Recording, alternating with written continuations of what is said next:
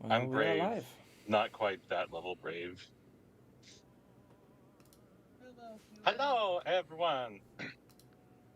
I'm Sans. This is Singing Horizons, and these are my war crime misfits, I guess. Not anymore. Yeah, not anymore.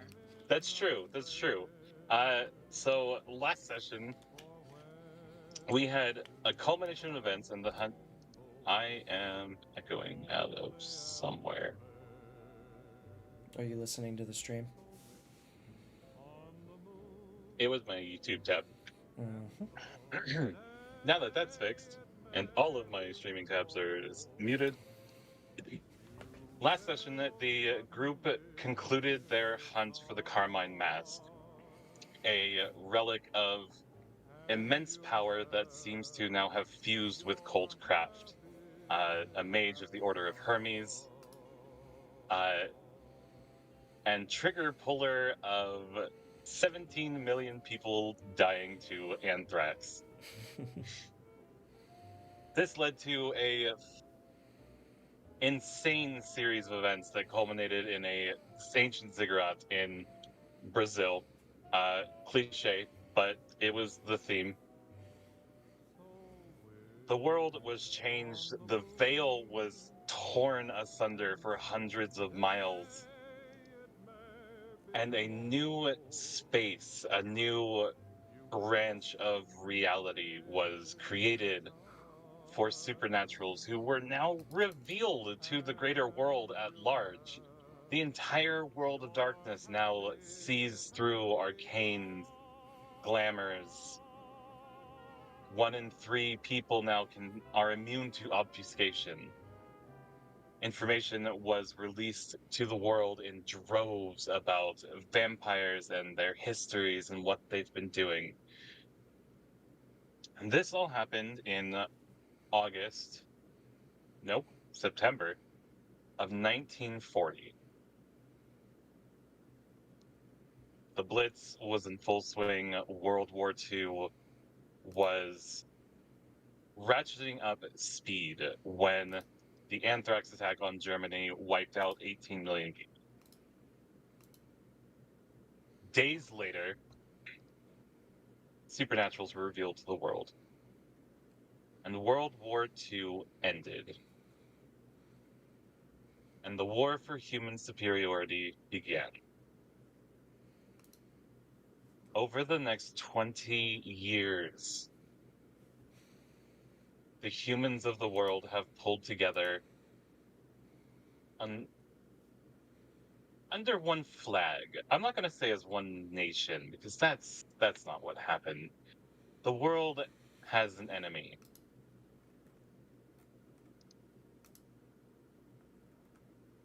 And while they have that enemy, they can have peace with each other.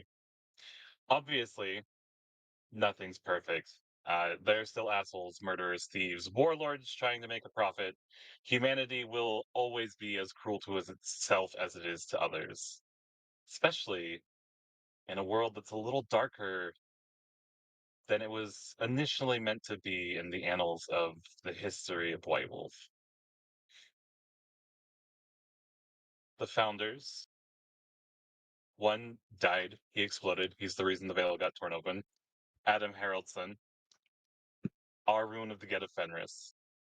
Straight blew a motherfucker up. Hendrickson, asshole Nazi. Never dealing with him again. We let that happen. The Promethean, the Promethean Donny O'Sullivan took his own life at the grave of his namesake, meeting his descendant? No, that's not quite right, is it? It's something. We'll find that out.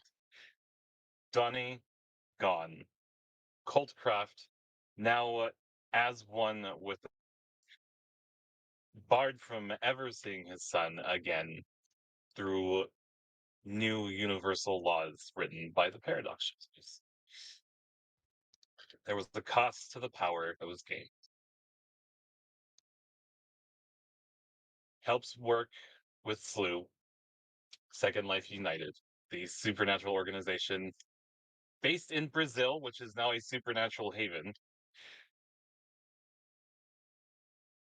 To get supernaturals from the rest of the world to the safety of Brazil's borders, where the new reality enforced by one Walter Knight. His last name was Knight, right? Yes. Walter Knight. Society of Ether turned marauder. More choices were made. Uh, his wife Tish are the only founders living. Of course, one of the other ones is undead. Madame Martine, our femme fatale espionage extraordinaire spy from Gay Petty, uh, Elder Toreador. They were all given their own departments to work with in Second Life United to build as they kind of saw fit.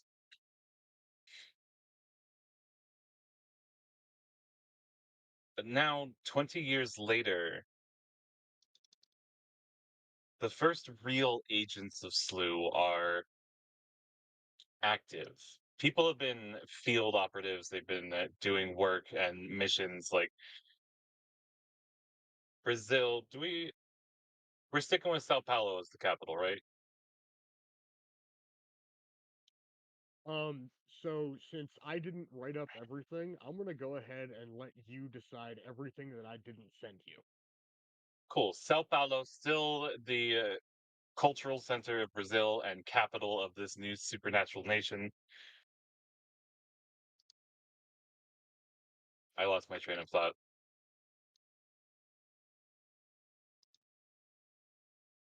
They've been building SLU. This game is going to take place now in a very different 1960s, where a military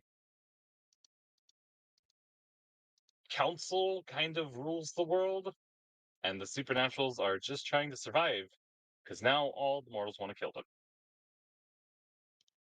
Okay, I'm done talking, I think. That's everything. So who wants to talk about their character first? Who's ready to talk about their character, I should ask. I'm as close as I can be, I think. So I guess I can go first. New character is Father Calloway. Uh, he was a combat medic during World War II. When his awakening happened, and I have a bit of backstory for that, other than the bullet points that I have for our intrepid DM to stab me with later. Yay, I love knives. Uh, so Siraj, say that louder next time. Say what? I Oh, wish Archivist had been here for that entire speech, if I'm okay. real honest. I will talk it at Archivist again later.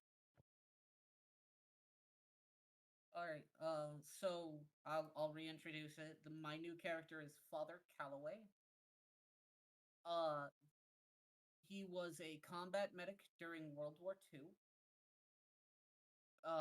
Where his awakening happened.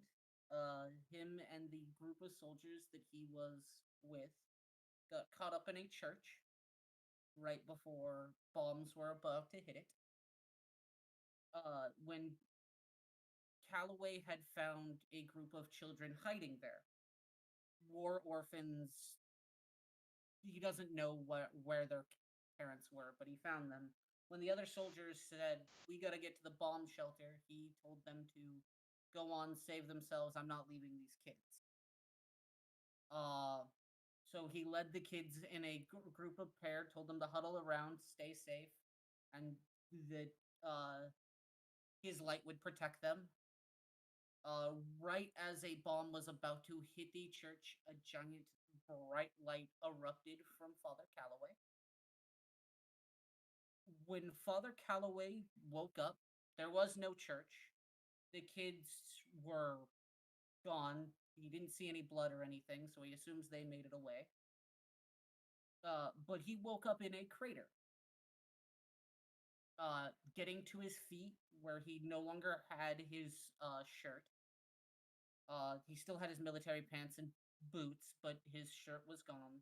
The crater that he found himself in was not that a crater of a bomb, but it looked like a giant pair of wings. Uh, to explain what Father Calloway became, he became of the sect of Templar Knights, a a group of mages dedicated to the Templar Knight Order. Uh, his essence is patterns, so he's rock solid in what he does. His nature is idealist. His demeanor is crusader. Um, what else to talk about here? Is he a Southern gentleman? He is a gentleman, yes. Um, talking spheres, because everyone is working for this, it would be in his file. Is Spirit 2, Mind 2, Life 4, with the specialization in life being healing.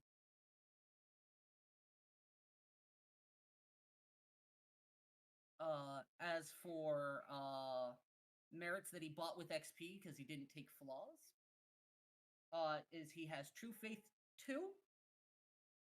He is a true believer in the Lord and his work. As for his backgrounds, he has Avatar 5 to explain the giant winged crater that he woke up into. I'm leaning towards one of the archangels, I'm not sure which. That will be something that me and the DM can talk about. Mm-hmm. And then Wonder 3, which is, I'm not quite sure I what that love is. an archangel. Yeah. I figured you would. Cole, you can't see it, but this grin is for you.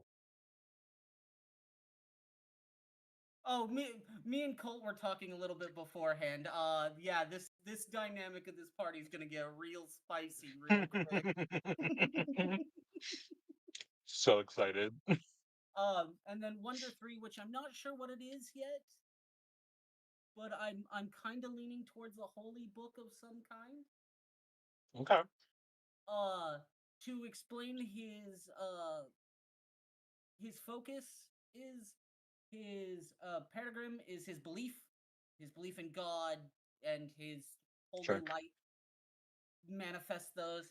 His practices are through his faith, praying, doing good in the world is how he manifests this. To give everyone that's watching and party wise, he believes that even like the undead vampires were in some way God's design, and that they are no different in his image than the mortals. So that this unbalance that is happening is a little weird. He is still coming to terms with like vampires aren't all evil and the creatures and mages aren't heretics. He's learned through the book for so long that these are uh different things, but he is slowly starting to understand that we're all made in the image and we all have a plan for what he has a plan for all of us. Okay. And then Strong of faith. Got yeah, it. the instruments he uses are his prayers, holy symbols, a script managers from like Bibles, you name it. It's think 40K is he'll write out a prayer on a slip of paper with a wax seal, throw it on you, and cast healing. He is that level of faith. That's I pretty dig much it. it. Without going into like specifics and skills. Yeah, that's pretty much it. He does have the limit of Arete 4 that was set. Excellent.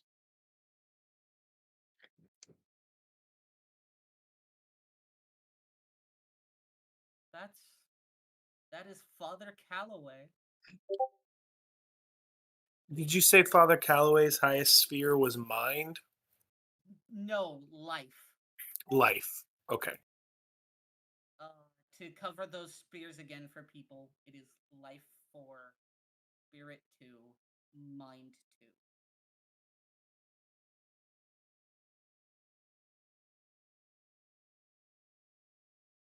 To do some healing of what I see people are being, I'm gonna have to work on some certain spheres, but don't worry about that.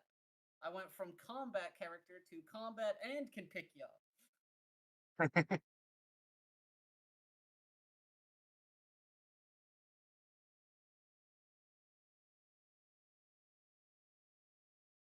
Yeah, that's Father Calloway.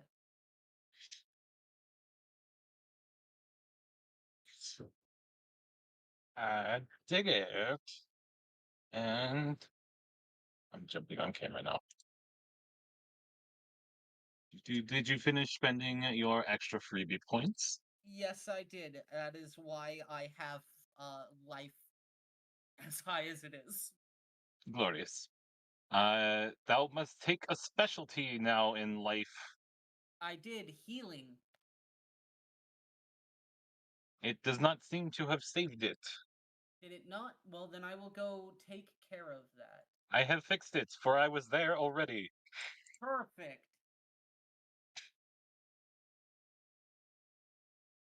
Hey, Catherine. Welcome back. Welcome Catherine's back. Hello. How about we go to, because I'm going to put him on the spot because I know he has equal amount of work done as I do, the other side of this coin, of this dynamic. Thanks. I dig that. Symmetry. Let's go. Cult me suck. Yeah, quite the opposite of Chris's character. I am also playing a mage. Yes, Catherine. I am playing a mage. Catherine, I don't know if you heard the explanation of what this new campaign is going to be, but it's a sequel? Yeah. It's a sequel to our Founders campaign. Sequel, yeah. Yeah. So our Founders campaign was based beginning of World War II. A bunch of stuff happened. A lot of death happened. Supernaturals are now out in the world. Yeah, paraphrasing. You can watch the episodes on YouTube or on Twitch. But yeah, supernaturals are known throughout the world now, and we are playing a mixed group. For the moment, it seems like mage, demon.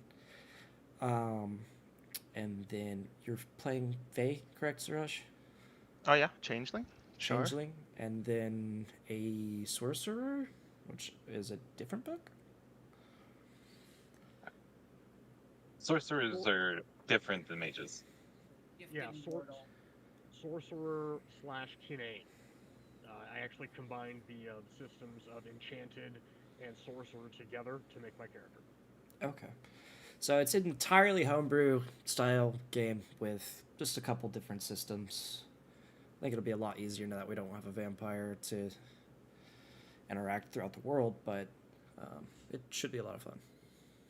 Do we not? We might have a vampire. You don't know what Arj is going to play. Yeah, we have no idea that far yet. Oh, yeah, that's true. A friendly Nosferatu. Yay, I love it. I'd be down for it. What would you know about a friendly Nosferatu? Yeah, nothing, absolutely nothing. I don't play Nosferatu at all. You definitely don't play a friendly one. Yeah, you definitely don't play a friendly Nosferatu. He's friendly to like 3 people. Enough people, I would say. But yeah, this is session 0 for that. We're finishing up character creation and kind of like discussing what we want throughout the world. General session 0 stuff. But that should catch you up to speed. World War II has ended, and the war for human supremacy has begun. But my character is the son of my previous character, Gabriel Kraft. Good and normal stuff. Yeah, Yeah. normal stuff. I Not should a normal also campaign at trigger all. warning. There's gonna be some filth that comes out of my mouth. I am not a racist, but I will say many a racial slurs and derogatory things throughout this game. Gotta be careful on that with Twitch, but yeah. Well, they're gonna be all made up ones that I've made up for. They're derogatory for mages and vampires and werewolves. Oh, okay. It's like, Yeah, Twitch will ban you yeah. instantly. I have started a list. 30 mages. Fair enough. But yeah, I'm playing Gabriel Kraft, son of Colt Kraft. Got shipped away to live with his grandparents at the beginning of the war. He lived with them up until the point, them and his mother up until the point where he was 10 years old. His mom, being a mage, also went out to go help save supernaturals that were lost out in the world and get them back to Brazil, and she has yet to return.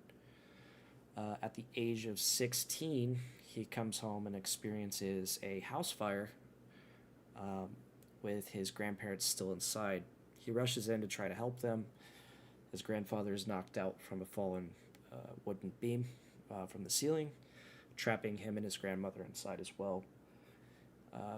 In attempts to help him, he ends up passing out due to the sheer amount of heat and smoke in the building, and wakes up in a unknown area with dense black fog everywhere around him.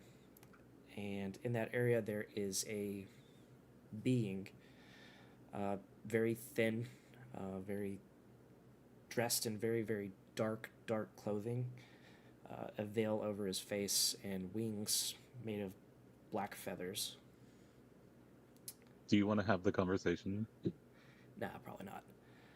But he ends up having a... No, not directly, because I don't want them to know everything about it. But... Okay. We'll it's have a- it later, because I have a voice. He ends up discussing with this creature and realizes this is his awakening. So, yeah, he finally becomes a mage at the age of 16, makes a deal with this being to allow it to be his avatar, so long as he goes on a quest with this being to fulfill a specific destiny. So, yeah, that is Gabriel. And then the other half of my character is the shadow demon, Deva. Which we still need to do some stuff for, but it'll be fun. We do? Oh, yes. Yeah, his fall. I can't really do that one on my own. So. No, you can't. But that, as previously said, will be part of your character kind of prologue that we do. Yep. Very much looking forward to it. You're not the only second generation slew member, though, in the group. No. Seems like a nice segue to... I was going to say Justin, but he has to go last. Are you ready to talk about your character? We don't have to do your intro or anything yet. Sure. So I am playing the child of Walter and Tish. Walter being the marauder that created the safe zone in Brazil, and Tish being Walter's fairy wife, who actually manages the safe zone in Brazil, because husbands can't be bothered to do anything and wives have to take care of it all. Not that I actually believe this, but it was the 50s, and that's where Walter grew up.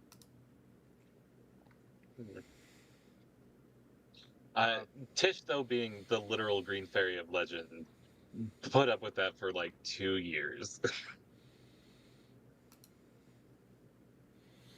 Okay, so apparently that didn't happen. No worries. But I Oh am no, the it happened. I am playing their child. Um, because of the impacts of the realm itself, while my character has been alive longer, my character appears to be somewhere between 9 and 12 years old, and and is actually closer to 15 or 16, but either way, is still a child, and has learned some stuff about being a sorcerer and some stuff about being a Fey Scion, but is really just kind of getting sent into the world to go and experience the world because he needs some maturity and growing up before his dad will teach him, science. Science. Science. Yeah, Daddy Okay. says that science is the most powerful force in the universe, and you can't learn science if you're not prepared to deal with the world. So you have to see the world first before you can learn science, Yeah. because otherwise you'll just take And science and ruin everything. and it is the most powerful thing in the world for an etherite. I'll be right back. I need to get my other headset.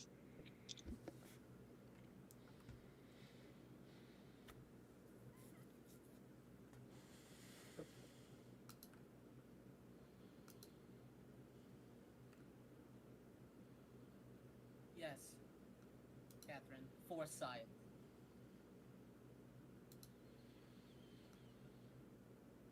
How we got here in the first place.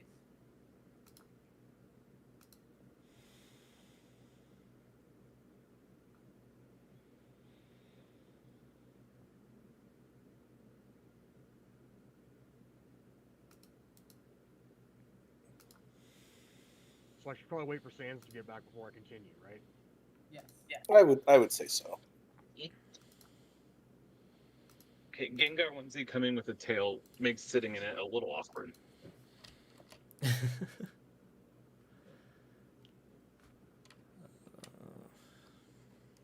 You cackle at me, Colt. So Peter Knight, who is descended from both a highly powered uh, Aetheryte mage and the extremely powerful Green Fairy, is kind of a mix of both worlds. But you know, we will have to determine throughout the game whether or not Peter will actually awaken at some point. He may not. That'll be up to the game and what happens. But Yeah. Peter does have a couple of really good advantages. He has a fairy mentor that is effectively his godmother, and protects him and teaches him and keeps him alive. But she doesn't do this in a really benevolent way. Um, I don't know You if want the any of Leon our. shape. Yes, I want the Lenon shape exactly. Done. Absolutely. Hmm. And then I also have a familiar that is supposed to be a spirit with 3 or 4 powers that also kind of helps me out and guides me, and I want that to be a mount. What kind of mount? No, not a mount, a malk, Malk. Oh, a Malk. Okay. Fairy kitty. Yes, exactly, fairy kitty. So I have a pet kitty that I run around with Yeah. that is also vicious and can rip your spine apart. Yeah, absolutely. Because why not? So as far as his own powers, he's still coming into them. Um, I do have some freebie points to spend, but I'm not going to put any of them into any more powers because I definitely want to start him, low supernatural powered, since he is, after all, a child. He's just learning how to be a human. Okay.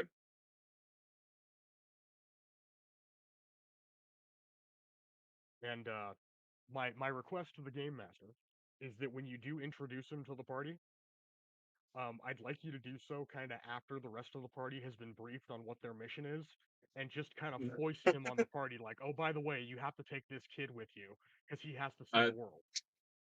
The boss's kid needs a babysitter. Exactly. Great. That's exactly what this is. So, Walt, so, so I just realized something. Colt, your character is what, 16? He would be 24 at this Yeah. point. Okay. he's Cool. in my shit where I fell. Um, then we have Andy's character, who is the kid. I just like Calloway is 45. Uh-huh. Yeah. Yeah, you're an I'm old the priest old- hanging out with a bunch of young kids. Yeah, this does not go well. And my character is Well, around 25, so well, whatever RJ makes could be the median balance. Else, you could go younger. well, I mean, Gabriel would be about 24 here, so Yeah. I mean, What year is it again? 1952. 1961, Oh, 61? Oh, 61, 20 years have passed. oh, 20? Oh, okay. I need to work.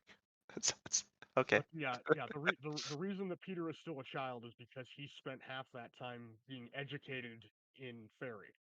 So, time works differently there. In Arcadia. Arcadia. Brazil has so many coffee shops, by the way. And local artists that get presented changing weekly at these coffee shops. I also do want to put out there that Peter does have the flaw of otherworldly taint. And what Cool. that is that Peter's eyes are his mother's eyes, so he has cat eyes.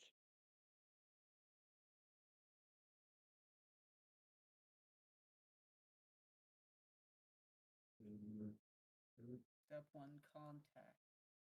Step 2.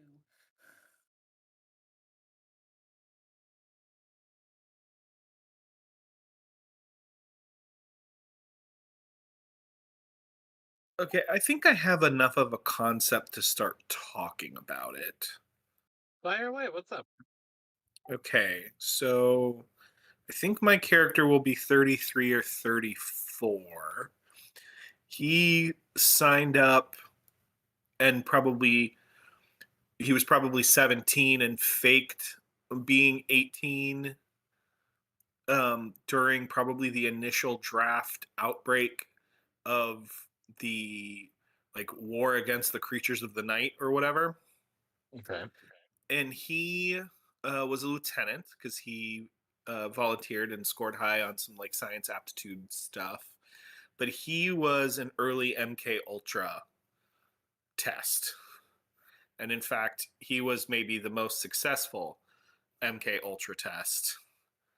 And he essentially his awakening was like massive psychic powers, like the goal of MK Ultra, and more or less escaped and just trying to probably like disentangle his gee golly shucks Americana from what was done to him. And he probably has some light PTSD related to the whole MK Ultra of it all.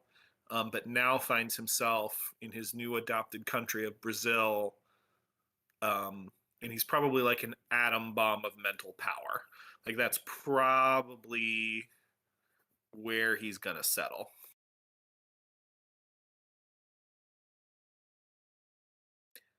Name TBD, etc. So he'll probably be something of like a loner, and he's probably like an orphan mage in the like truest sense of the word.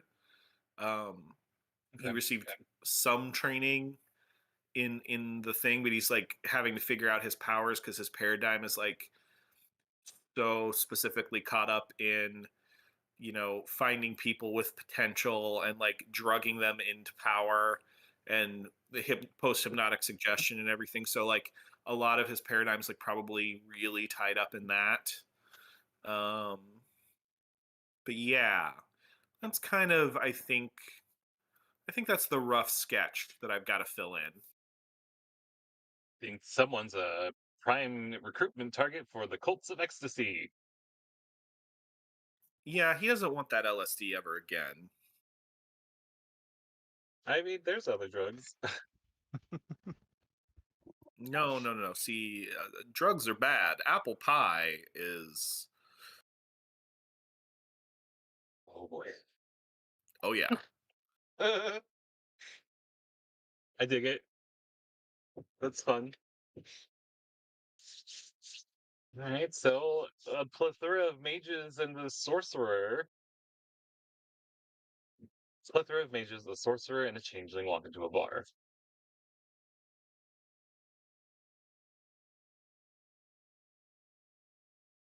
I also like a paladin and a demon walk into a bar. Yeah. Yeah.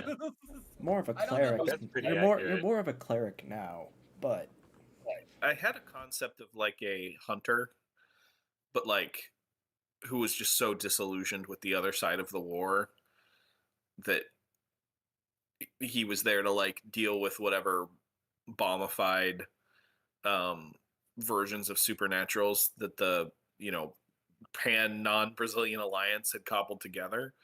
Um, but it then felt like it'd be more fun to play the bomb. That's fair. With that little there is a change as well into the number of hunters awakening to their second sight. Whereas before it might be one hunter to 1 million people, it's now closer to one hunter per 100,000. They're a much more common enemy now. So look forward to that. Yes, Catherine, it does seem is a start to a really bad joke that's going to happen. But we have such an amazing spread of character archetypes for this group. Yes. I'm envisioning being a surrogate in the field father figure begrudgingly to the children.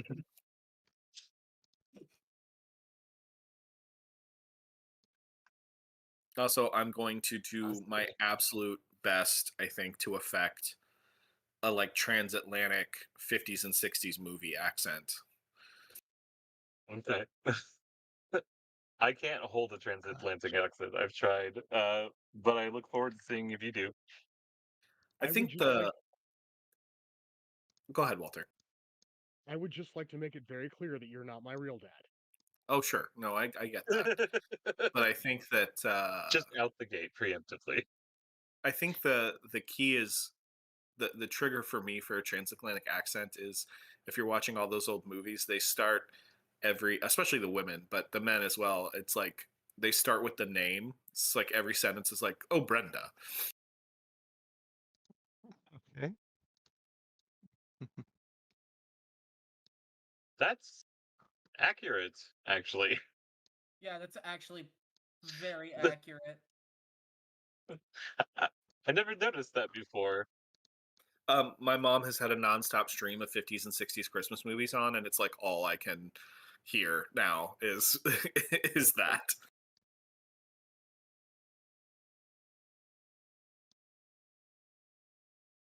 why did you I do this think to me? if I can hear it too now. what? The "Oh Brenda" moments. My mom used to do that shit all the time Yeah. too, and my grandfather. It is something I will not be able to unnotice now. Oh, yay. I think I picked my So 45. yay! I think I want to start chronologically with some of these character introductions. And so I want to go back to the seventh day.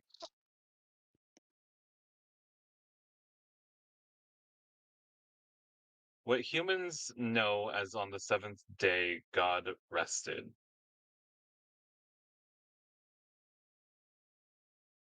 That was really the best they could understand of the concept. The seventh day wasn't a day as in a day around the sun. It was one spin of the universe.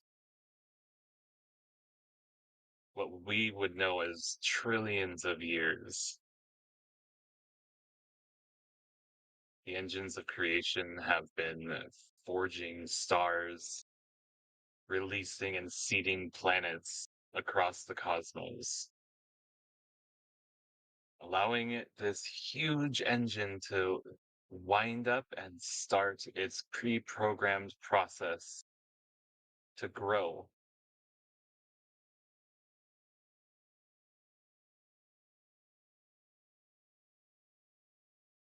There's a little green and blue planet, freshly out of its furnace.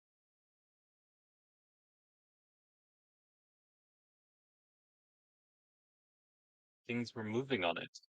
As the engine set forth to create life on any world that was viable for life. But a special interest was taken in this one by the architects of the engines.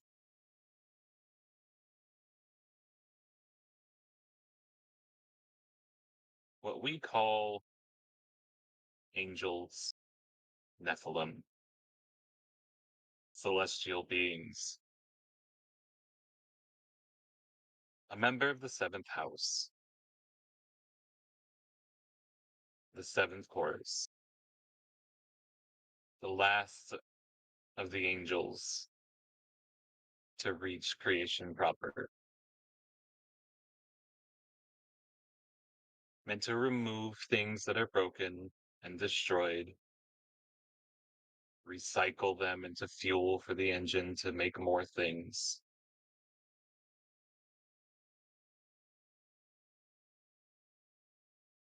But a very interesting thing happened on this little green and blue bulb.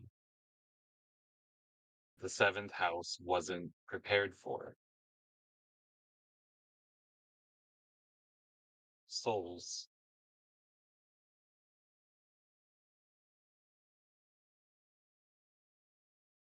Souls weren't planned. They weren't predicted. The engine created something with the capacity to exceed itself in mortal souls.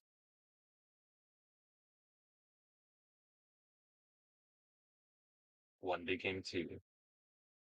Two became five. Five became 12.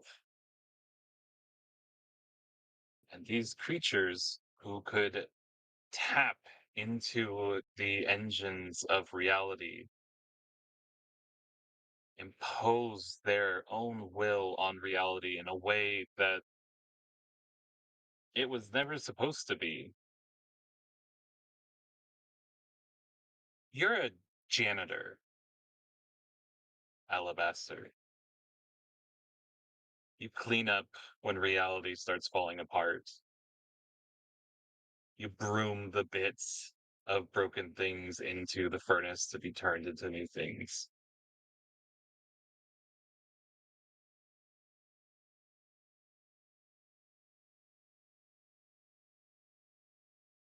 Tell me a little bit about Alabaster before the fall.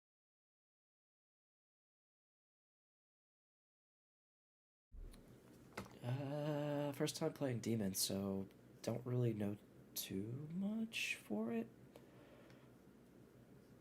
But You are an archangel, a powerful being, but also a heavenly janitor. So the mortals down there, they think you're all powerful, all divine, all knowing. You know that's silly because only one being in the celestial hierarchies is all of those things. But they don't know that. They're dumb.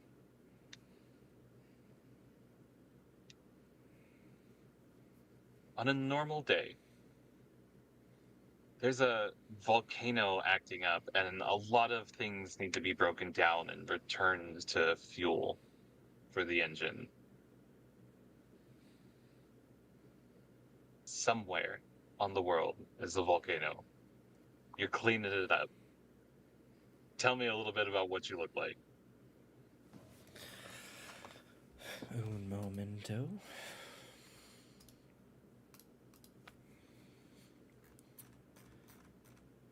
Very similar to what I described earlier, except he is draped in all white. A sword at his left hand. His wings are white as well. That of like your traditional angel, with some black shadowing towards the shoulders. For he is actually a reaper. He goes to collect souls that need to be returned back to the cycle of life. For That doesn't happen reincarnation. yet. Oh. Oh, yeah, fucking no. Humans don't die yet. Oh, so he just... I don't know what he would do then. Like I said, you're a janitor. You're cleaning shit up. That's what you do. You break down and decay things. Mm. There's all kinds of life that needs to be reaped. Well, that of the Just trees, not mortal souls. the animals under the valley where the volcano is exploding. I'm assuming wildlife in the rivers die from ash and soot. Yeah.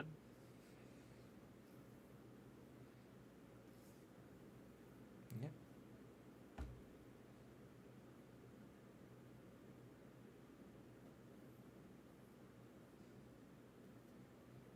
Mortals don't really have a way to comprehend what it looks like for two divine beings to meet.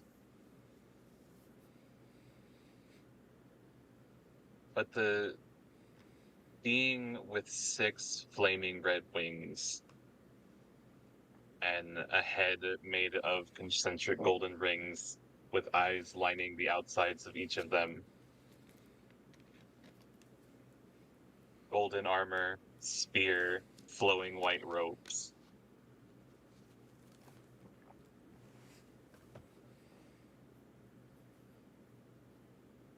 An archangel, one of the first chorus.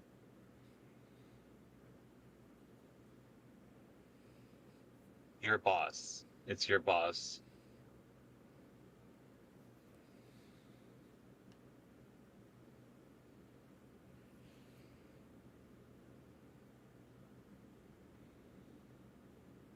Our divine father, architect of the universe, has decreed that the mortal souls should not burn everlasting.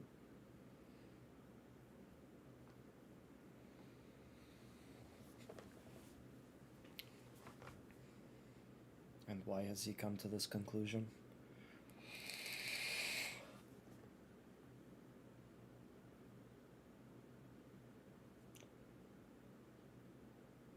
Do you question?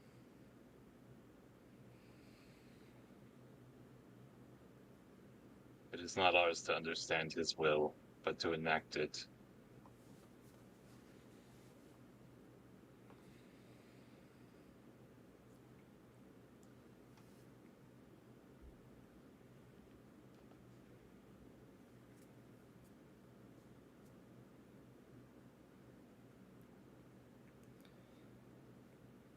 You will reap the children of Adam.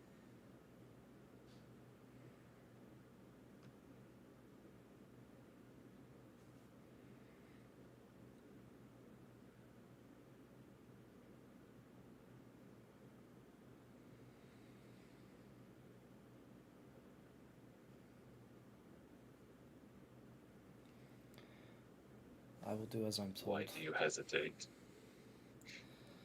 I'd like to know what they have done to deserve that.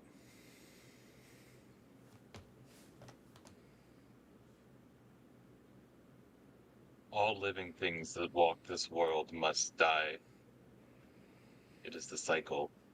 It is the balance. these mortal souls, their powers, their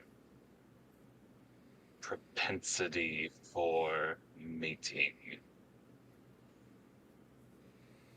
They will overwhelm this world with their numbers if we do not quell them. They must be reaped as wheat. Instead of enforcing strict laws, we just kill them outright.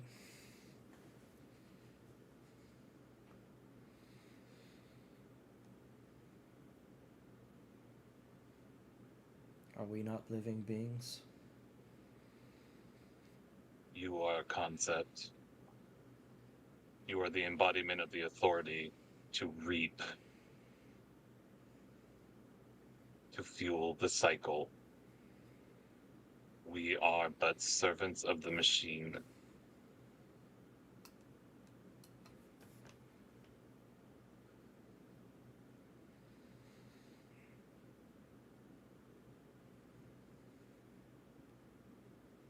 Do you need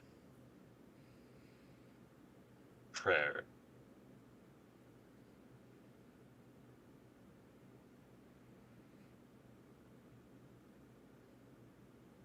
So, do I need prayer? Do you require communion with the divine?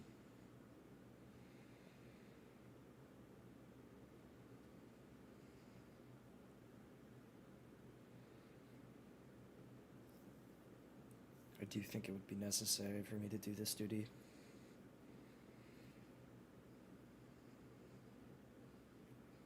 You must do your duty regardless. But I will speak to the voice to ease your concerns.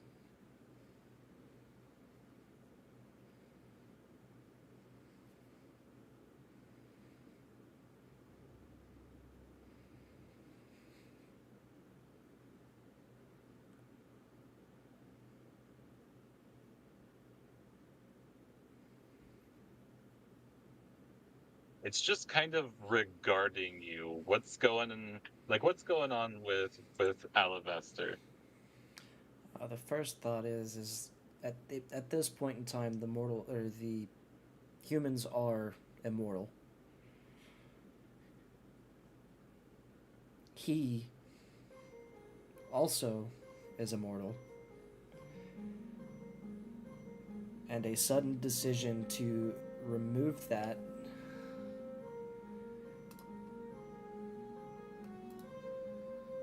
Did you start music up? I did. Okay. So I need to turn that down. So he's kind of contemplating at what point in time will the decision be made to reap the angels.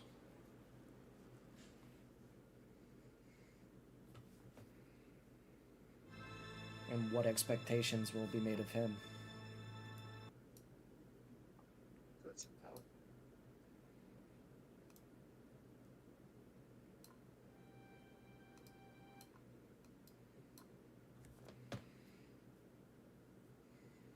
Do you try to keep this thought to yourself?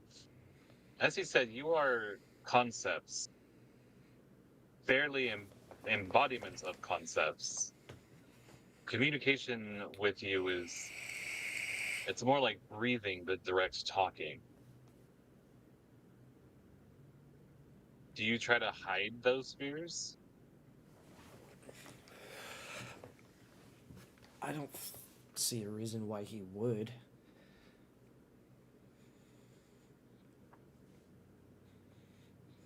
Do they actually know the true meaning of fear at this point?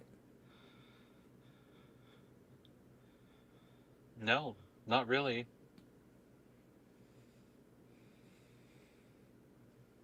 No, so it would just be concern that it would show on his face.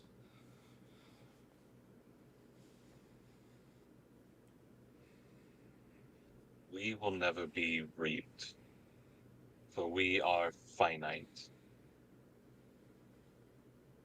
There are now, only as there will ever be, the number of Nephilim that ever will be.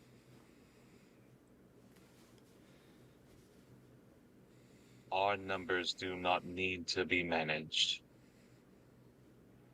The mortals, given time according to the choruses, will overwhelm this world and devour it of its resources, beyond what the engine can produce.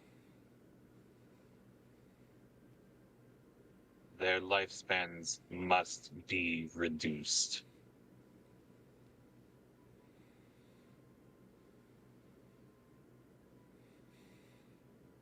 And the architects can't just remove their ability to create.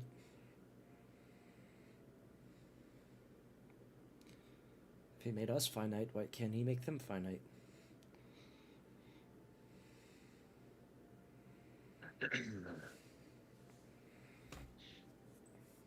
He does not wish to deprive them of the joy of offspring, of legacy. The architect is fond of these creatures and would not have them destroyed completely.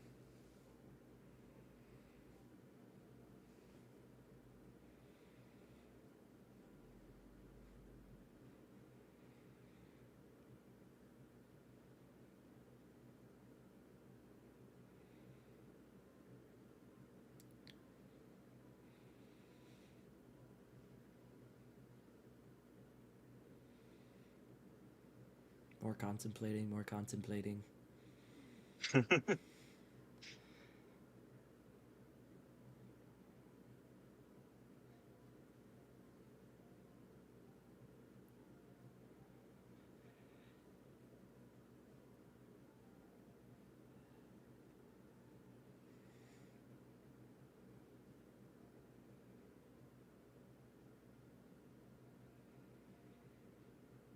Yeah, don't know how to respond to that one.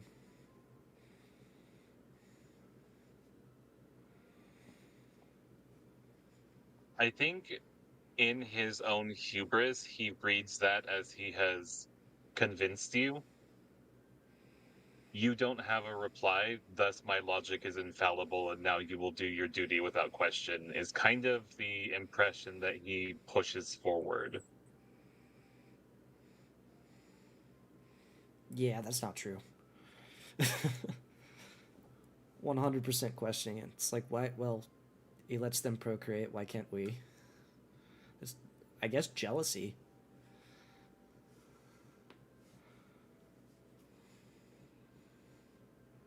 Are you trying to hide that? That goes against doctrine. That is in violation.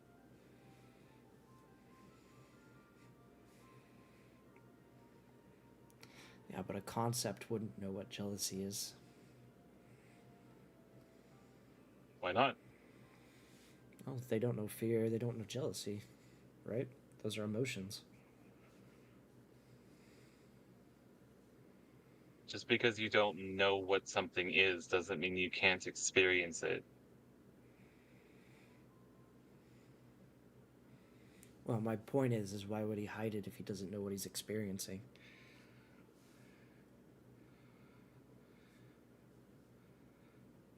Because you know the feeling and the thought is heresy. No. Especially, why can't angels multiply?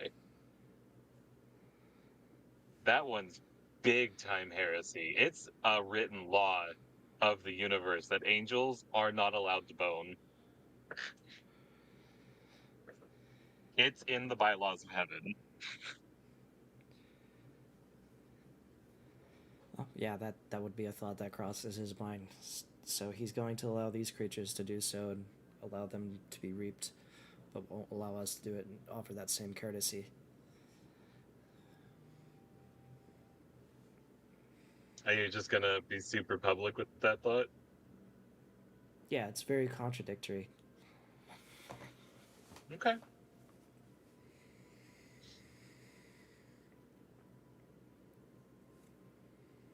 It is not your place to question his will.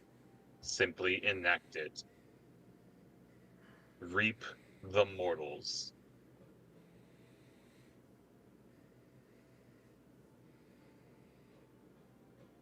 And he's gone.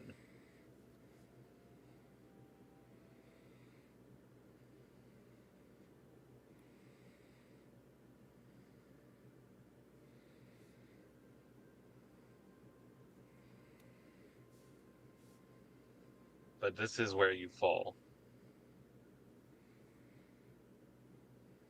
Because the fall for each of the angels wasn't a single choice.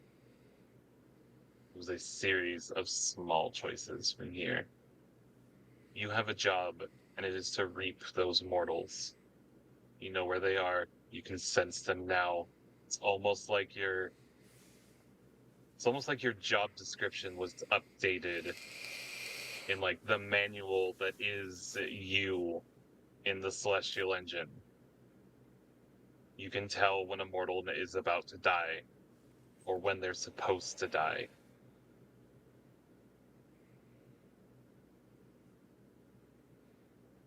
And that one over there is about to die. You can feel them. They're only a couple miles away from here. They're thrashing. They've fallen into a river. They don't know how to swim.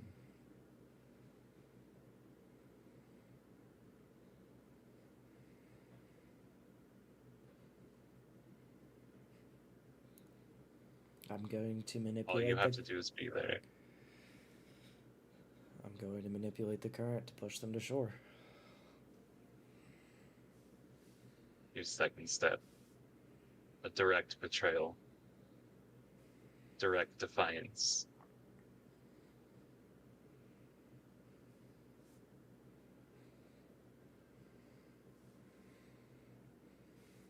The first mortal to avoid death was saved by an angel.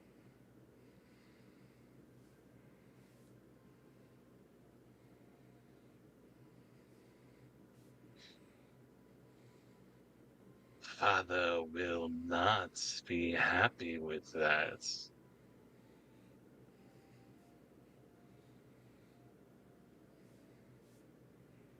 Glorious white viper,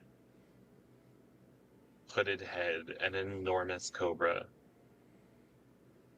is slowly lowering itself from a tree to the ground where it was sunbathing. And as it does, its figure coalesces more into something like the mortals that you've seen. He's wearing very simple drapes. His hair is gold. His skin is olive and well tanned. And his eyes are hazel green.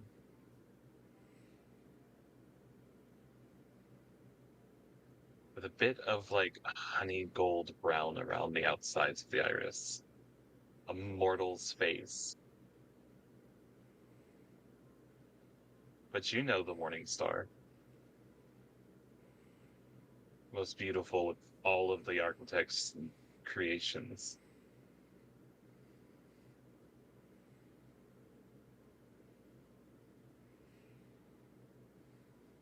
That is not the job you were given.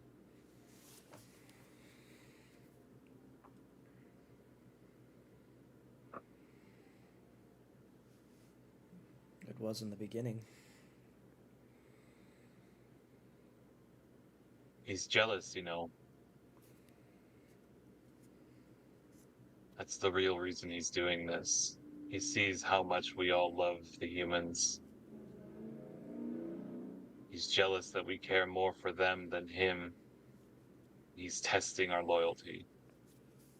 And the humans are the tool paying the price.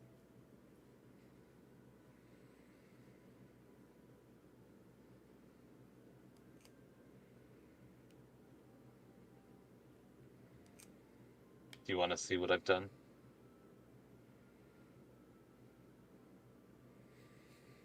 Simply nod and follow. He steps with you, and this space and time around you shifts. He morphs once more into the serpent, and you are in the garden. The first place of life to bloom on the planet.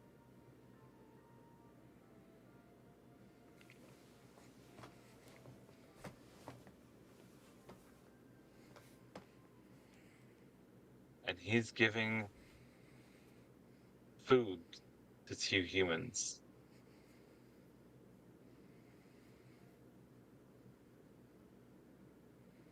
That food is laced with celestial magic. And as they consume it, you see them break free of the architect's control.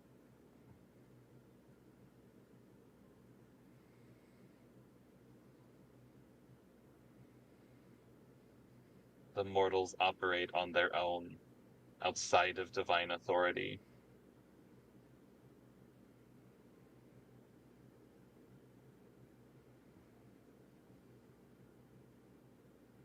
The morning star is there next to you, just beaming now, watching them, the sun and light shining upon them.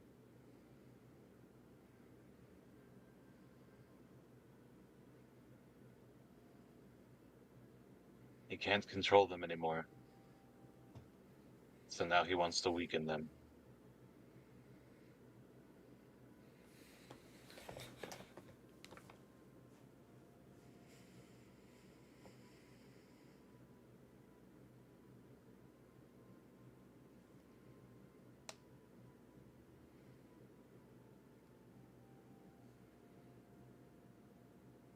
We should talk.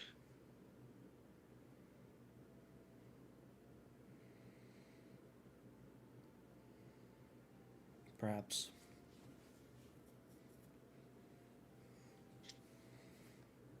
And then a large number of things happen from there.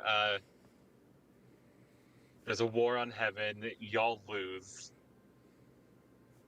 Unfortunately. Mm. But there's more to come for that. More flashbacks to this era. Because with someone playing what you're playing, I get to have drama in multiple places in time at the same time. Yay. So that's fun.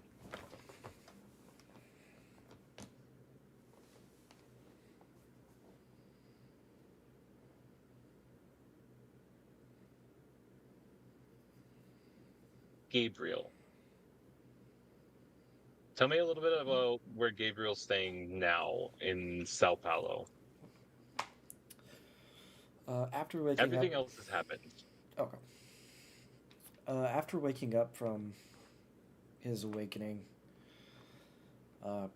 he would actually take his grandparents back to Sao Paulo under the assumption that the house fire wasn't started abnormally. It was started to target his grandfather, who at one point was a active mage before the war. Mm-hmm. So he A retired assumes, Euthanatos is a rarity. yes, but he was taking care of his grandson, so what didn't want to Yeah, get him no. hurt. Usually when a death mage retires, it tends to end in death, but he's hanging on. Yeah. So he would take his grandparents back to Sao Paulo for his grandfather's safety, but also, now that he is an awakened mage, for his safety. Mhm. Upon entering the barriers between Sao Paulo and the rest of the world, the Brazil imprint, and the rest of the world. Brazil and the rest of the world, the imprint tattoo that sits on his chest of a raven would then turn into a actual raven that sits on his shoulder and never leaves his side. But if anyone was ever watching, the minute he leaves the barrier, it returns to his chest. Well pronounced.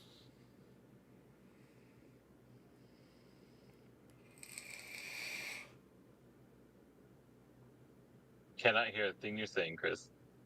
You are so welcome for that idea. Yeah, that was a by really the good way. idea. It is a good idea. I liked it.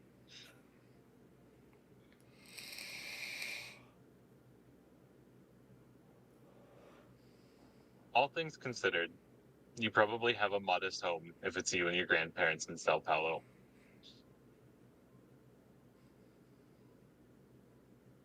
A lot of your wealth and fortune from the French royal family super dried up. Yeah, I assumed. Yeah, yeah. When they found out that you were like a whole family of supernaturals.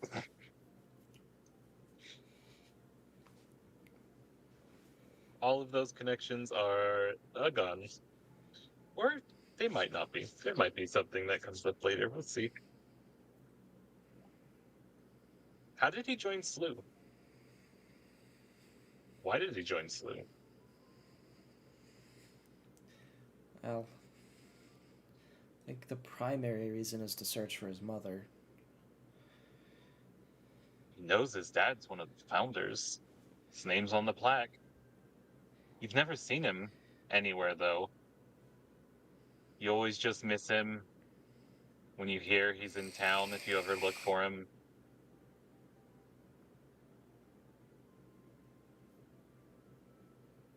Do you look for him? I assume for the first few times he tries to contact them, he tries to reach out, but realizes at some point it's a lost cause. Probably abandonment issues. Yeah.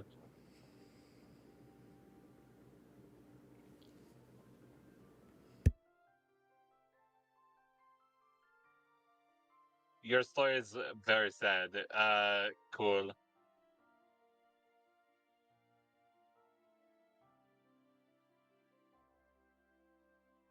You haven't really been assigned your unit yet. You're 24 years old. You've had a lot of shit going on through your life, but you have just finished their basic field operative training. Uh, they're gonna start sending you on missions. So, how many people at SLU know your situation? Are you gonna be very open about it, or do you just want the required chain of command to know? The possessed by a demon portion? Sure, you can just jump right into it if that's what you want to do. Uh, nobody. Nobody, not even your higher ups. I mean, if they know, they would have found out through some mysterious ways. He wouldn't straight up just tell anybody. But I don't think at Okay. this point he truly knows. Well, no, he would. Yeah.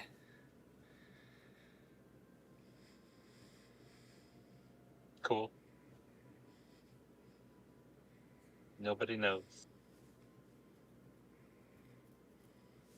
Father Calloway, we'll come back Yeah. to you. You've been with SLU for a while now, as I recall. Yeah. At least 10 years.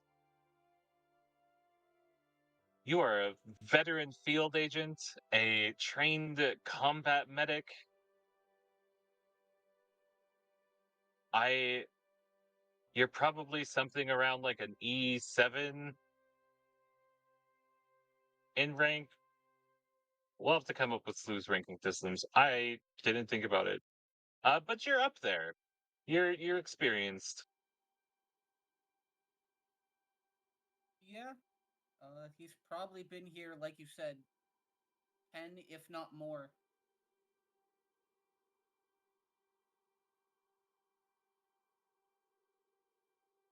What happened to the kids? Are they all here? Th- How Uh, long ago was that? so his awakening was towards the middle of the war. Uh, He Okay. did end up finding all of the kids. They all did survive. None of them, they remember a glowing light and then being saved, but other than that, Mhm. they have no recollection of what happened. He has found them all, and they do live in Sao Paulo in a orphanage that he, when he's not on missions, helps run. Okay.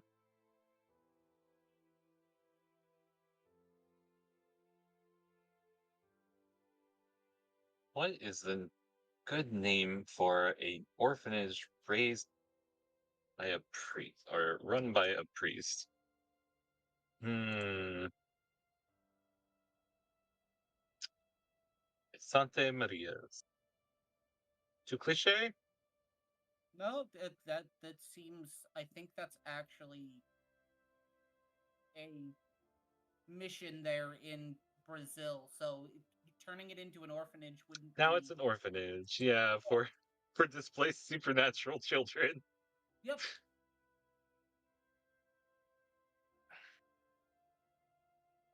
So if you only run it part time, that means you probably have several people there, likely nuns, Yep. who run it when you are away. I I'm ad-libbing all of this because I had none of it prepared. I sister.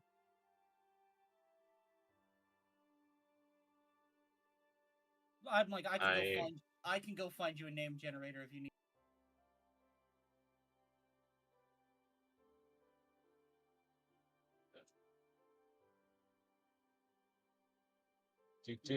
I'm already here. We are going to call her Mother Camila.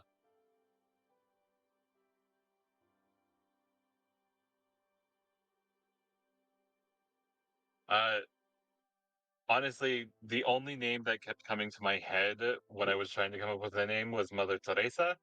And Same. actually, you know what? It's 1960s. Mother Teresa is alive. She's here taking care of the supernatural orphanage. She's a mage. Yeah, she's absolutely a fucking mage. She's a celestial chorister taking care of poor orphans. It sounds like something she would do, right? Yeah, exactly. I love how both of us kept coming to the same name. We're just like, fuck it, she's a mage. Yeah, she's a mage.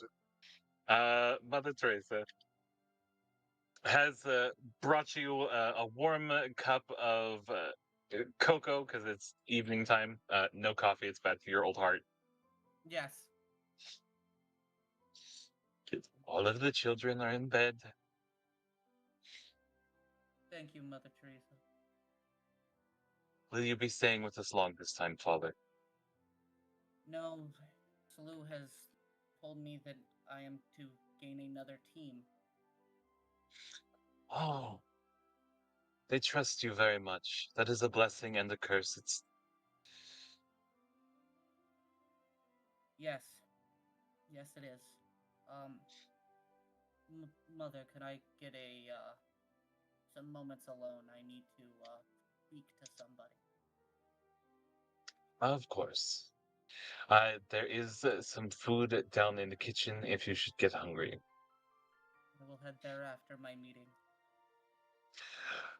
I made a whole uh, I've curao. I've made a bowl of curao. Thank you. And she turns in her white nun attire habit, and heads out, He carrying a will candle as she goes. he will then do a spirit to mind one effect to talk to his avatar.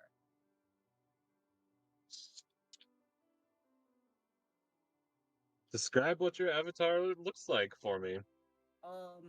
So due to we talked about it being an archangel, Yeah, I'm fine with that. Go ahead.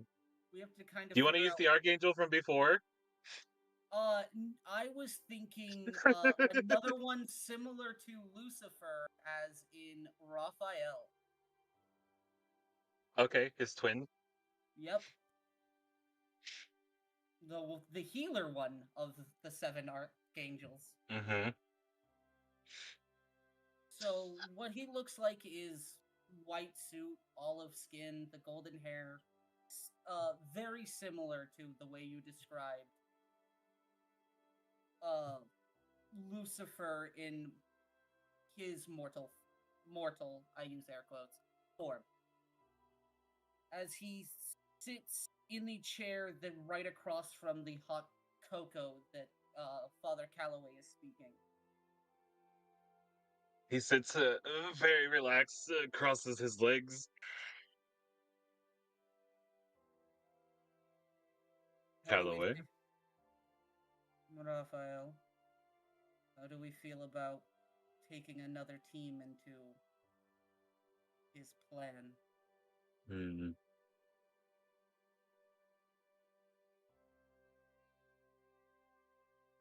Well, his plan is not really his plan anymore. The hands have been taken off the wheel, as it were.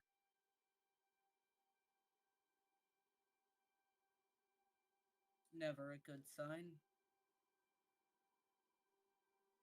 But I have faith that he'll retake the wheel. We just have to do our part until then. And convince all of the heathens here to return to the actual reality that exists and break down this false one. That could be harder than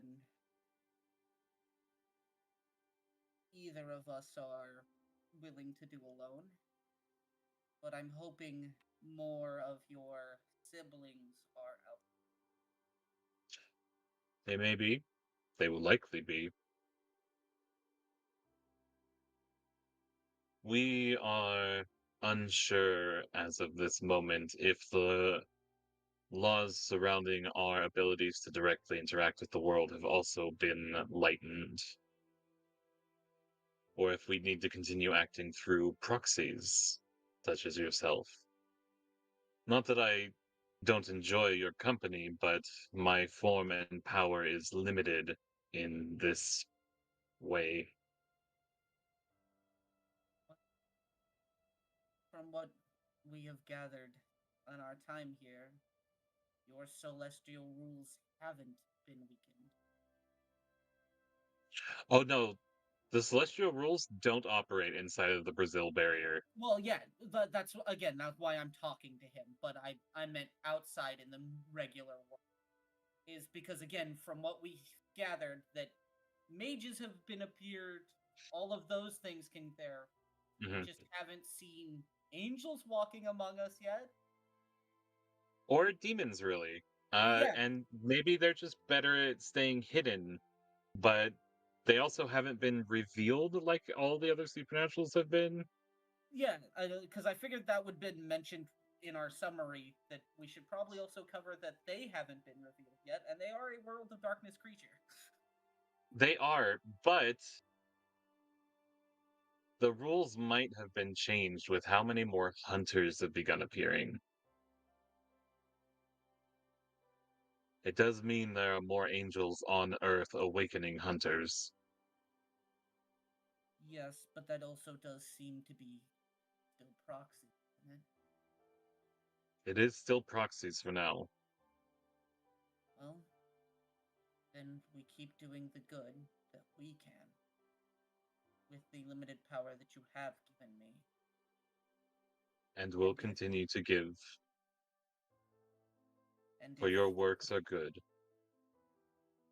if the rules change where you need to directly take the field, I will lose my gifts, but I will willingly give them.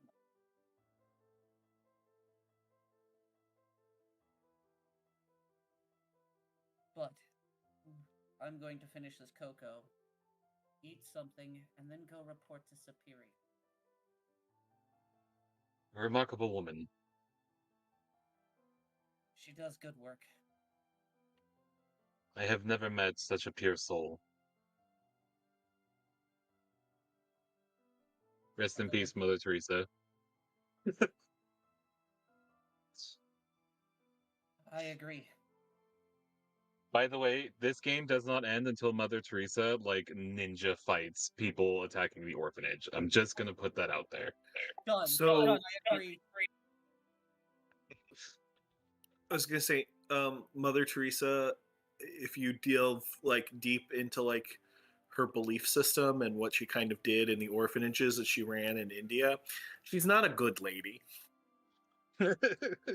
No, No, but on the surface, she was. she was Yeah, no, her thing was kind of worshiping pain as a pathway to Christ-like behavior, and so she created a lot of pain for a lot of people, while kind of in the guise of easing suffering. Really, she kept people in states of extended suffering. Anyway, what a fun fact. Yeah, combat none. That's all I'm gonna say. In our world, at this least. Mother Teresa is gonna be different. Yeah. It's not the same Mother Teresa. That Mother Teresa is still in India.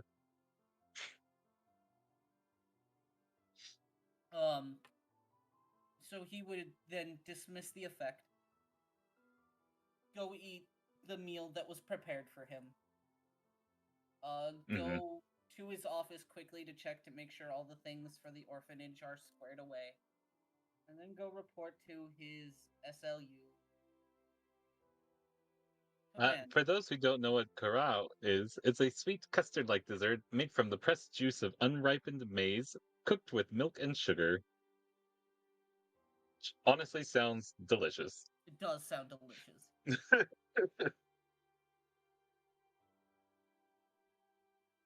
And I'm sorry, where were you going after you ate? To his office to check, make sure that everything's lined up for the orphanage, because he doesn't know how Excellent. long his uh voyage outside the safety of Brazil will be. Yeah. And then he is going to go talk to his commanding officer that is giving him order to probably run this new team. That was actually my idea. Because you were the veteran slew agent, and everyone else is kind of either young or a literal child.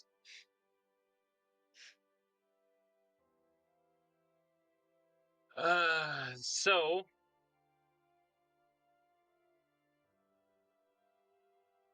Jasper. Jasper is a glasswalker. He's your direct superior at Slew.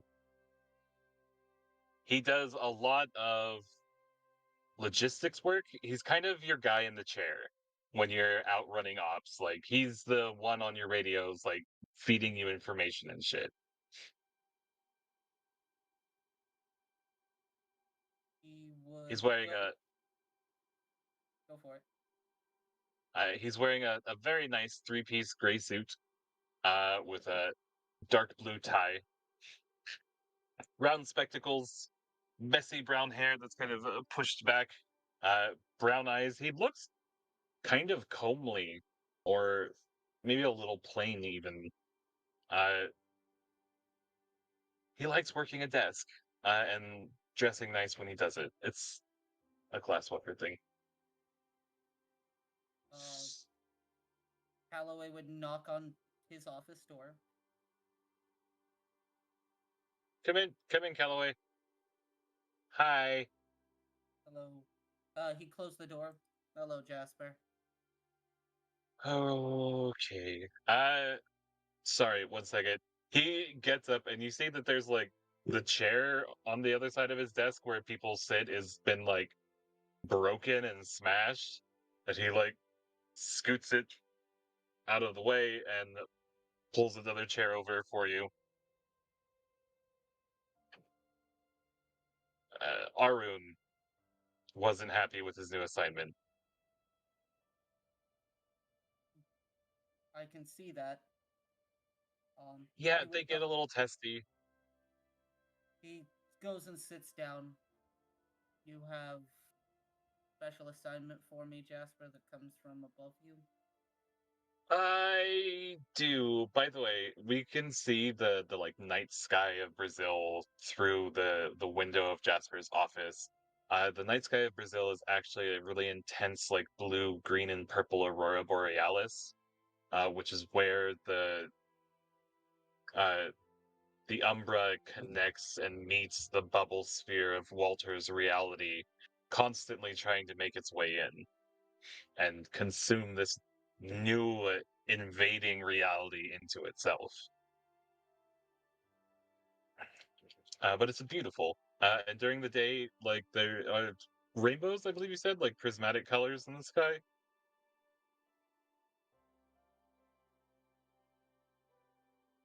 Walter, are you there?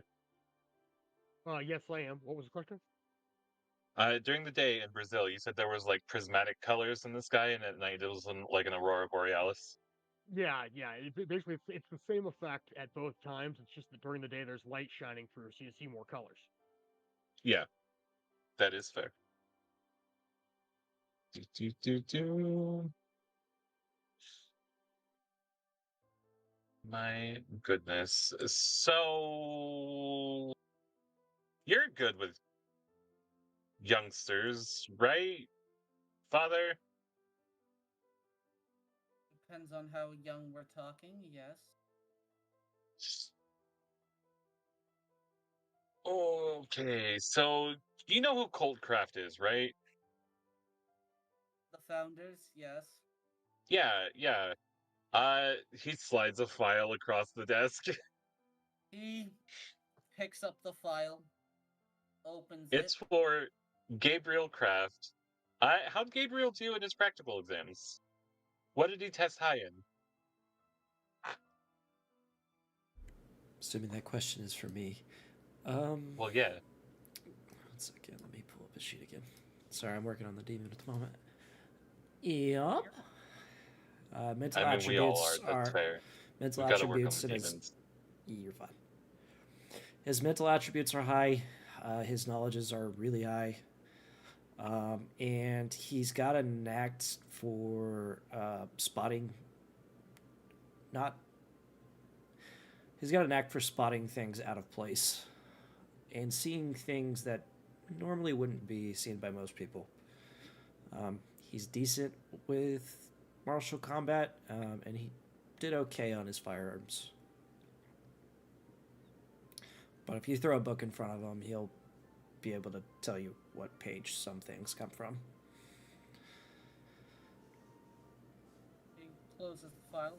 So, a bookworm with other qualities of life things.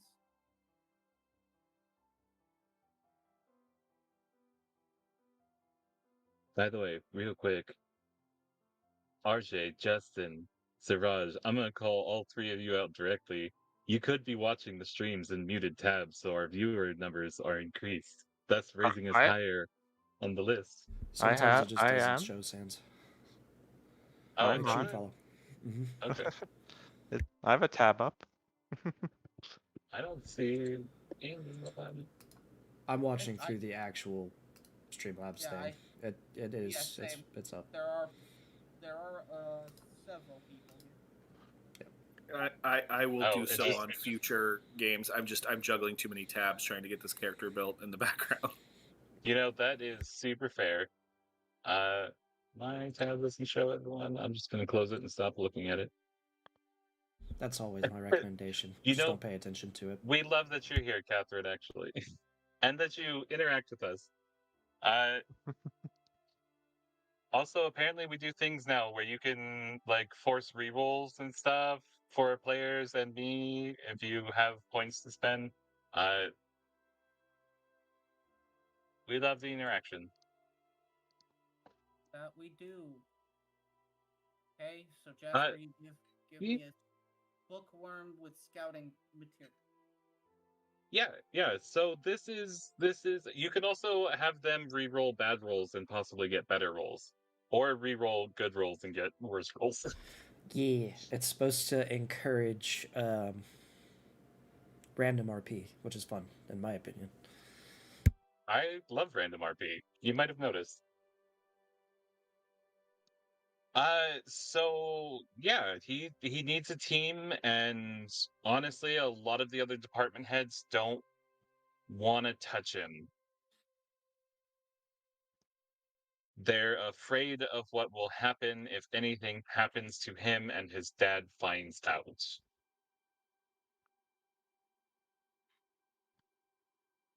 Well, So you're our best field healer and medic, so we're sticking you with him to increase his chances of survival.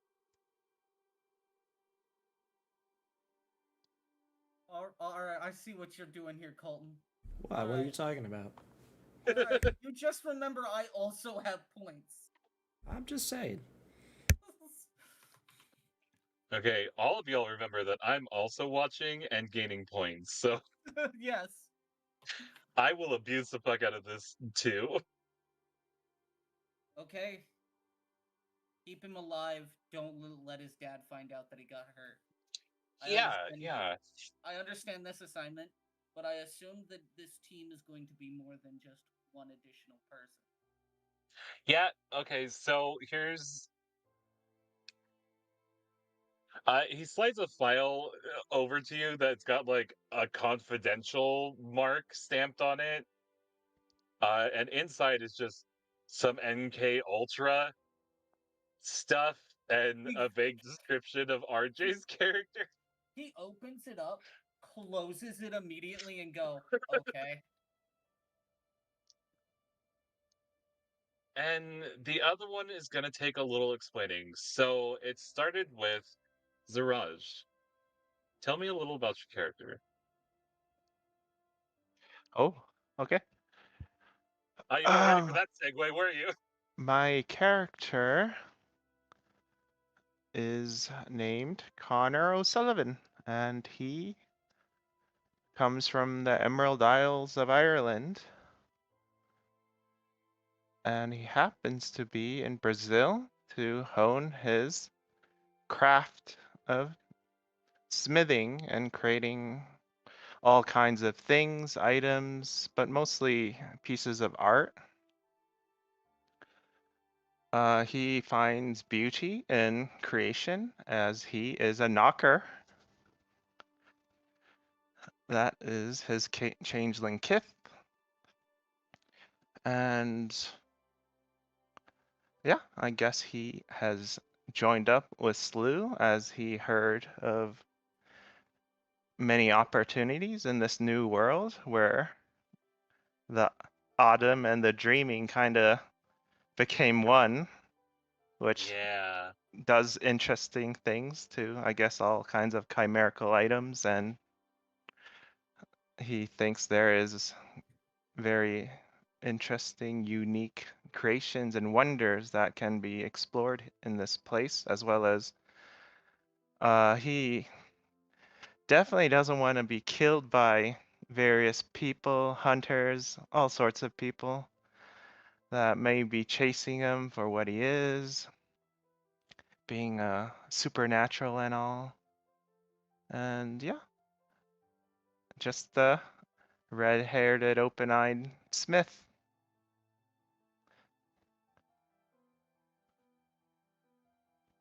When you get to Slew and you find out that one of the initial founders was Donnie O'Sullivan, a Promethean who vanished some years back after the end of World War II, someone you met in a graveyard over the grave of Donnie O'Sullivan. Do you share your connection with him with anyone, or do you just join up? Colton has pixelated into such a terrifying thing on my screen. Oh, Oh my god. Resetting my chat. Okay, that's much better. Carry on, please. I appear good on the screen.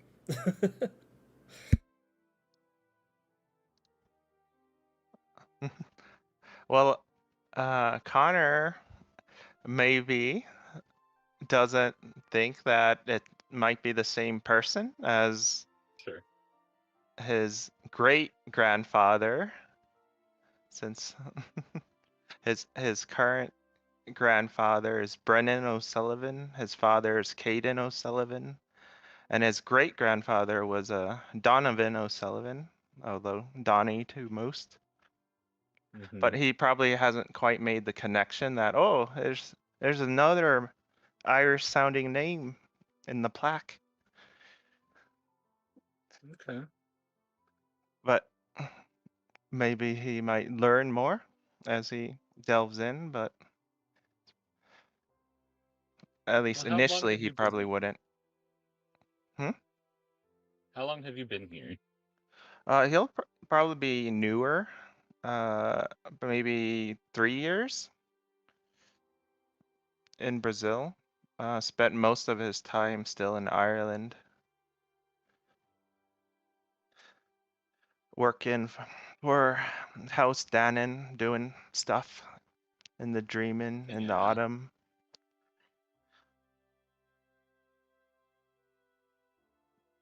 You're in Sao Paulo, and there is.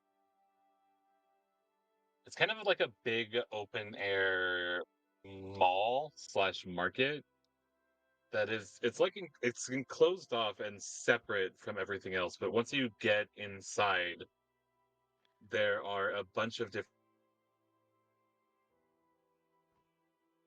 craftsmen who hand forge wares. But the emblem on the doors is a red shield with a black dragon's head on it. The symbol of House Dannon.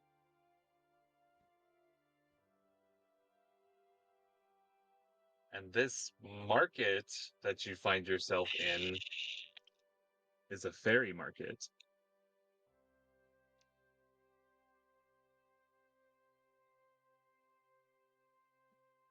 The Ooh. fairy here seem to live openly with people for the most part.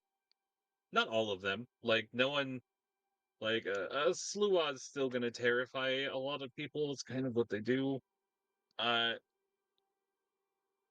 but the less troublesome fae, the less troublesome changelings live out in the open, not always hiding what they are. The mortals here get a kick out of it. You see a couple of them laughing with a puck over there. He is robbing them blind of their money, but they're having a great time.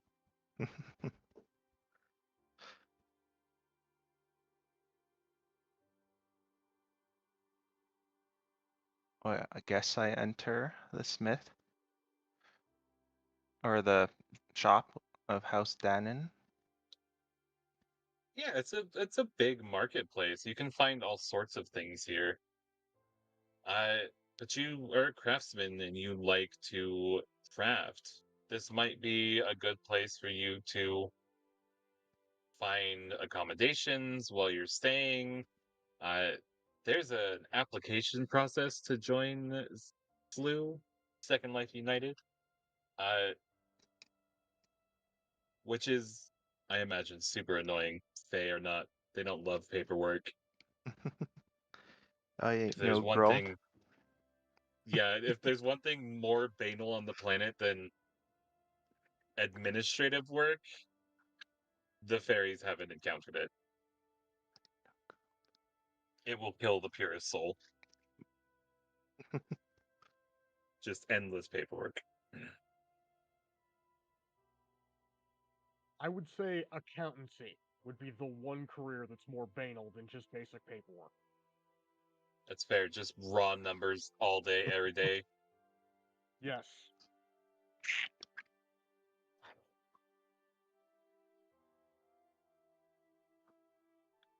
How would Connor perform in examinations? Where would he excel?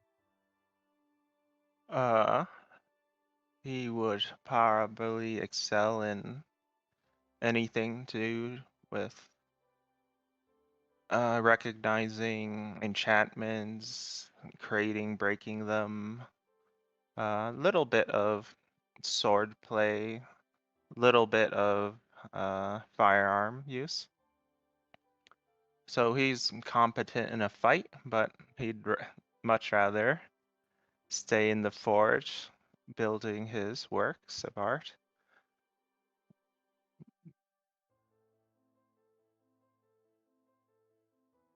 You have a bit of a rival here in the marketplace. There's a goblin who specifically forges weapons.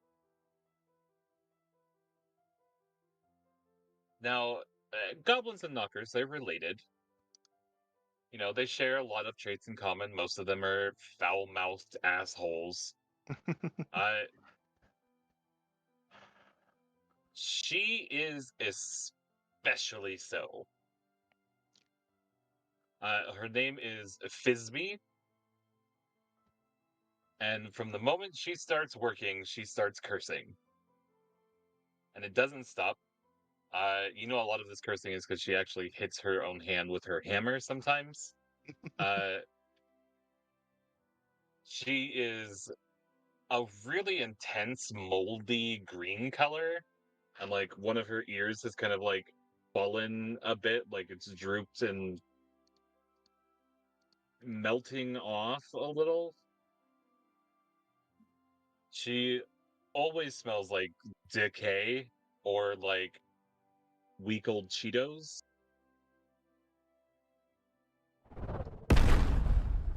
And her hair is just like a huge mass of dreads, but she makes beautiful weapons.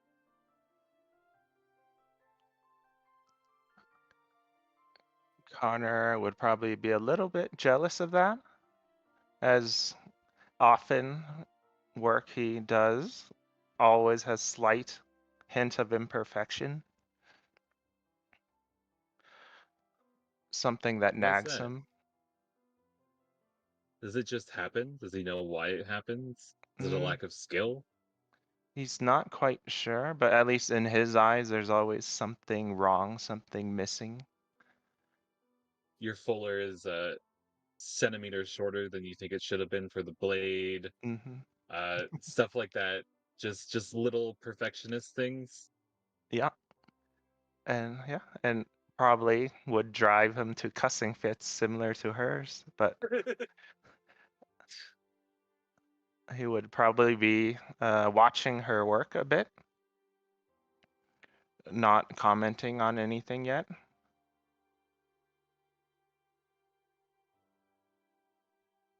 Yeah.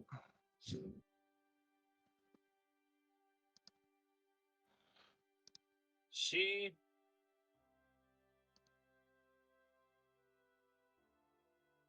finishes her work for the day and like wanders over and just sort of sticks her head into your work area. Hey, fuckface! You want to get a beer? There she is. Thisbe. Okay, I'll get a pint with you. Is that another fucking failure? Did you fuck it up again? Not as much as you fucked up all those last pieces. I saw those Ah! nuts. It's all feckin' good times until we saw all the shite that we have to deal with. I had 3 people tells me, "Oh, can't you get it done sooner? Oh, I need this immediately." But fuck 'em, they don't know the art of it. It takes time and Mm, pressure. yeah, that sounds like the line your mom fed to your dad when he couldn't get it up. Oh, that's a foul one. It's just another day in this pitiful place, waiting on my Yeah, application to SLU. that weird mage organization. Right, that is. All right, I don't know why. What about she just like motions to your workshop of failed I, things? I can only go so long, churning Let's be out very the. Let's be very clear about the backdrop here. When she waves at all of the things you've made, I imagine they're actually fucking gorgeous masterpieces. Yeah, I can only take so many days churning out garbage.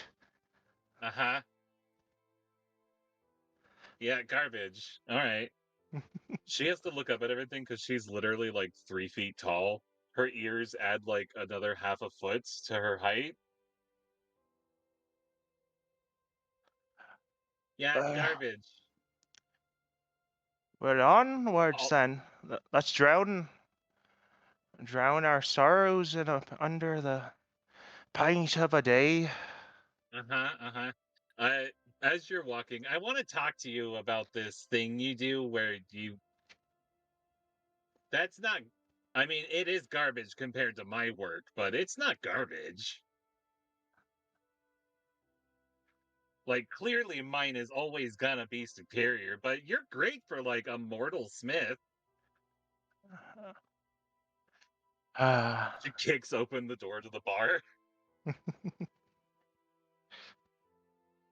It immediately flies back out though and hits her. that's the third time this week. Haven't you learned your lesson? Ah! No, why does my nose have to be so big? Like out of here. Yeah, she just goes into the bar.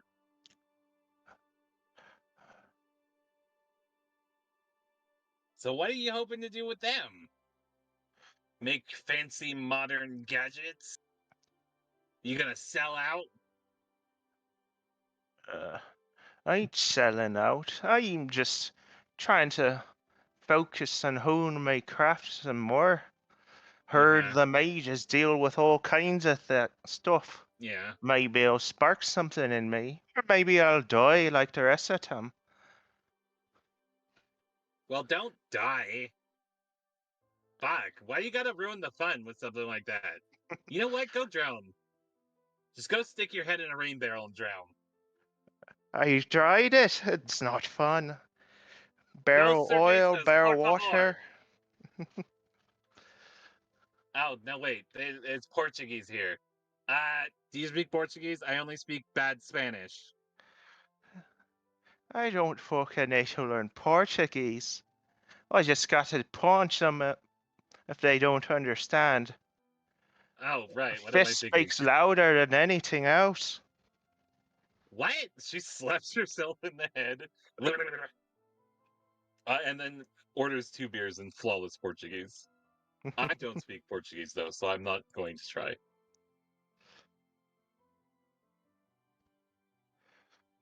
Ta-da. Well, when are you supposed to hear back from them? Don't know. They said they would send me something. I don't know what that is, though. Are they going to send like a raven? Like old time mages? Is it going to be Hells a if I post know. boy?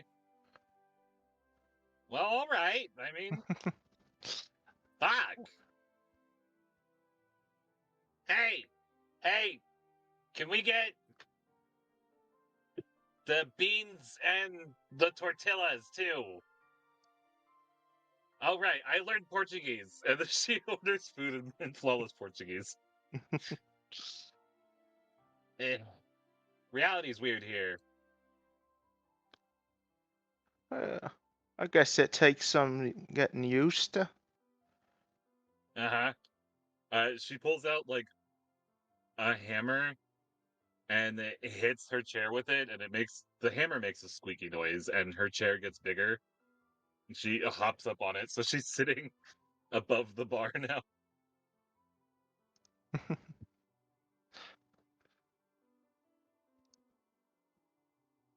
So you're gonna go off and be a tinkerer with a bunch of mortal mages. What Or am is I gonna that's the scream at all plan? day? Oh, you've got plenty. How about old Bob? He's your Yeah. neighbor, ain't he? Oh my god, he is such a stupid fuck. Did I tell you what he did last? And she goes off on a tirade about how stupid her neighbor Bob is. Uh, near the end of her story, though, uh,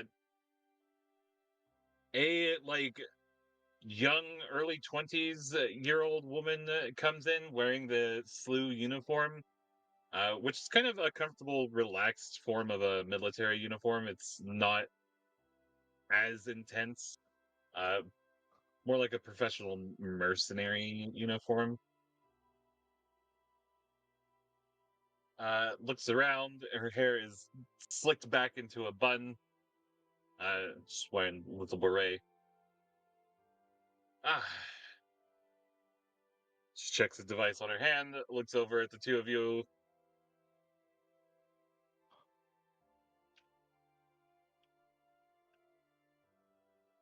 Pulls out a pair of eyewear, looks at the two of you again, and heads over.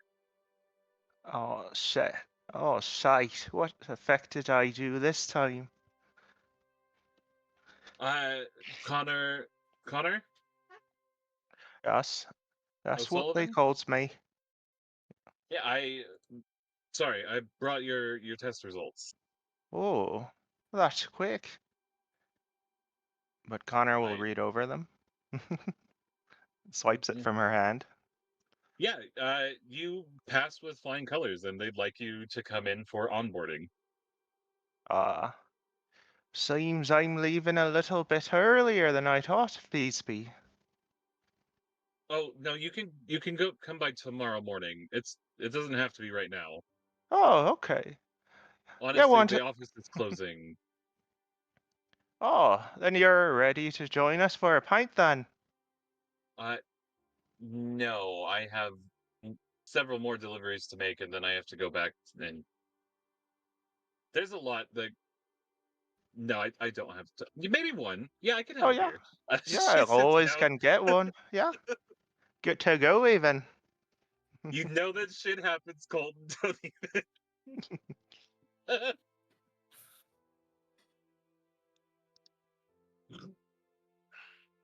Yeah, she joins you guys for a beer, and then or two, and then she goes off to deliver the rest of her messages. A little buzzed. She had a serious look about her. That's what I'm Hopefully, telling you, these humans. uh, you better shoot me if I come back like that. Did those glasses of hers let her see us? Is that what was happening? Perhaps. But living here, it's already quite easy with the mists being all thin and all. Yeah, yeah, that's fair. What does Connor look like, by the way? Oh, Uh, Connor, where is my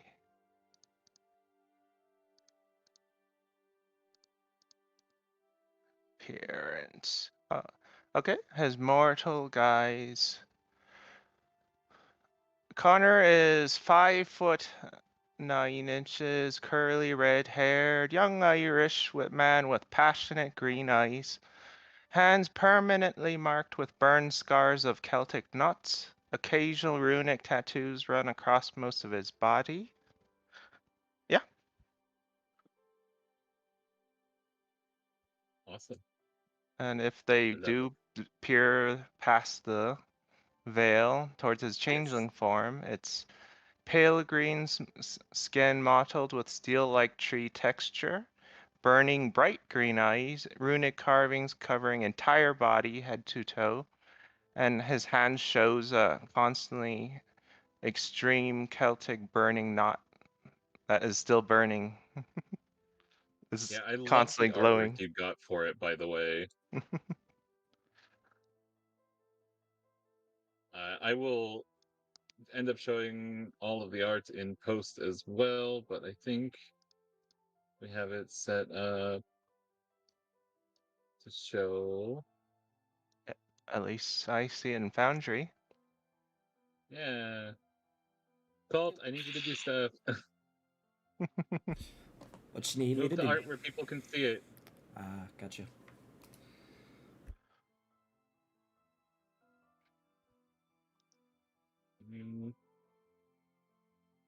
It's super cool art. Before I show Father Calloway's, is this AI generated or taken from somewhere? It is AI generated. For Father Calloway. Oh, okay. I believe it was AI generated, but I don't remember fully. That was several weeks ago like a week ago when I found it. So I could not. If But I this believe art belongs to an artist, please reach out to let us know so that we may give you credit for your artwork yes. if you're watching. And Um, that's the only two with artwork in game currently, so that's all we're getting for right now. Peter's picture is it's my token. I think you probably copy it from there. I don't see Peter. So, Oh, there he is. He's not in the folder. Why does Peter look like Malfoy?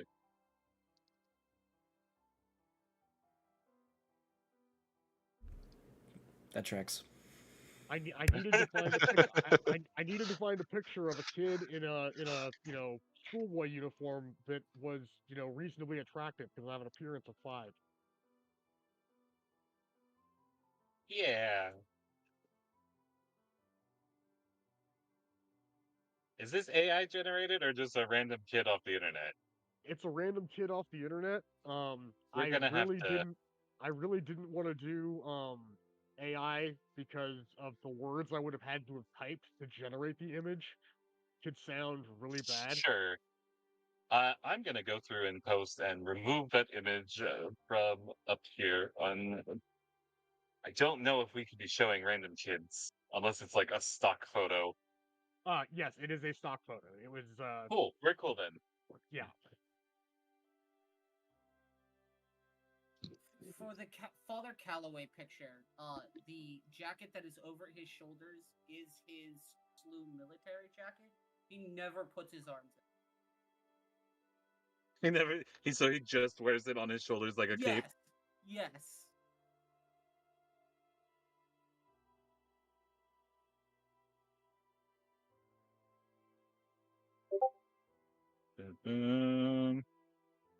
Excellent. So Connor, the next day, you headed to onboarding. Yeah, I guess so. Check the troops. Oh well, they'll. I assume they're gonna meet in the briefing room. Okay. Tell me one thing here, Jasper. Sure. Will that His eyes are fully glowing silver at this moment now, by the way. will Little that half meeting moons. Yeah, will that meeting room have coffee? Because she is a saint, Mother Yeah. Teresa. But I cannot go another day drinking this hot cocoa at night. I need a cup of coffee. She constantly tells you that caffeine is bad for you. Yes. Yeah. By the way. This is the whole reason every meeting he is asking that there is a pot of coffee in it, because he will have a cup. There will absolutely be, and I'll also pick up some Friends Concha. Okay, like I will get you Perfect. fried bread and Perfect. Thank you. yeah, Thank yeah. you. I got you.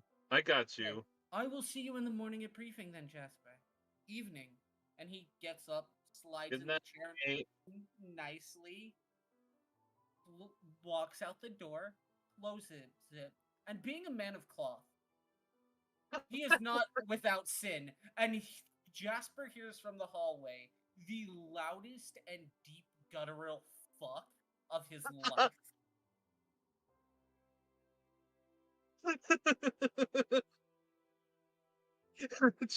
Jasper does like that dog twitch. Father, forgive me. As he He fully prays as he he leaves. fully goes Hispo and his ears are like back. Or Glabro, excuse me. He Yeah. has fair Glabro, by the way. So he's a wolf boy, like a sexy wolf boy.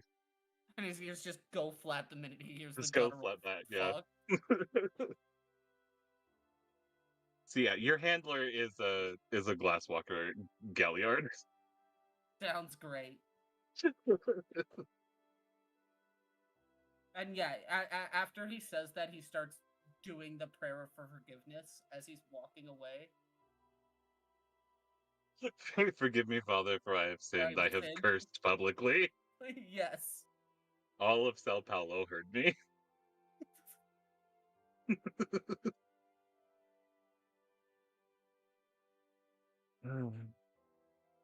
I think the only person I haven't really heard too much from yet now at this point, though, is RJ. How far along are you, and how are you feeling about an intro?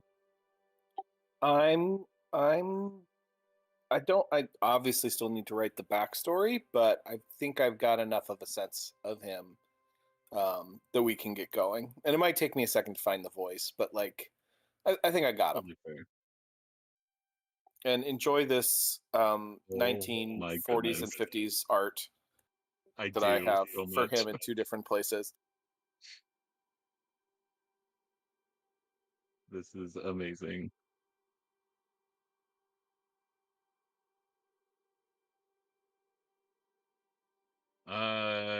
Dig it. Paradigm. Yeah, practice. Instruments. Good. I got to order because I'm put him at 4 Arete. I got to order them and like which ones he delves to when he uh like really needs to bring the juice. But Yeah. but those are the 7 to be ordered later. Yeah. We have a whole week before we actually have full session 1. So you've got time to sort most of those out.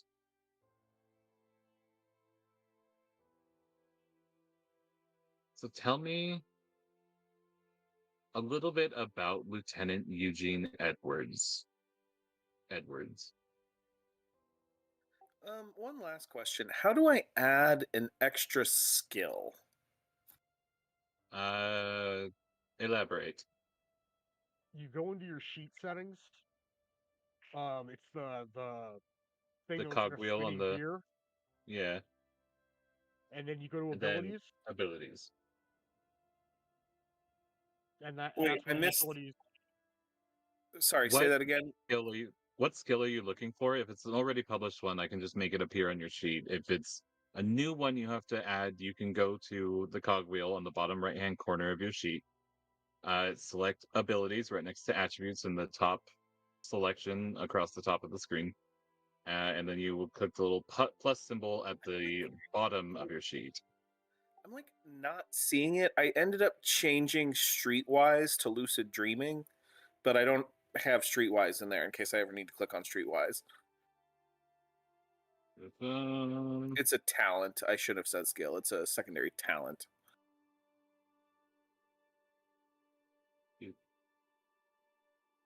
I am already here. I will simply add it. Thank you. Lucid Okay, so Dreaming. he goes by Edwards pretty much all the time. He was technically a lieutenant, but as part of MK Ultra, that was all purged. But he has a strange relationship to his former military rank. It conveys no attribute to him as, again, he's purged. But I mean, he knows how to operate within a military hierarchy, obviously. Yeah. Where would you like to start?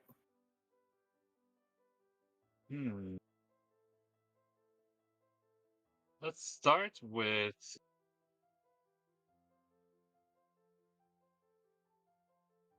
you already kind of explained how you got to Sao Paulo. You have PTSD, which isn't called PTSD at this time. Shell shock. Yeah. 1,000-yard Battle stare. fatigue. There's It's like after World War II. It's currently battle fatigue. Shell shock Battle was World fatigue, War I. yes. yeah. I mean, his PTSD isn't from combat. His PTSD is from being experimented on.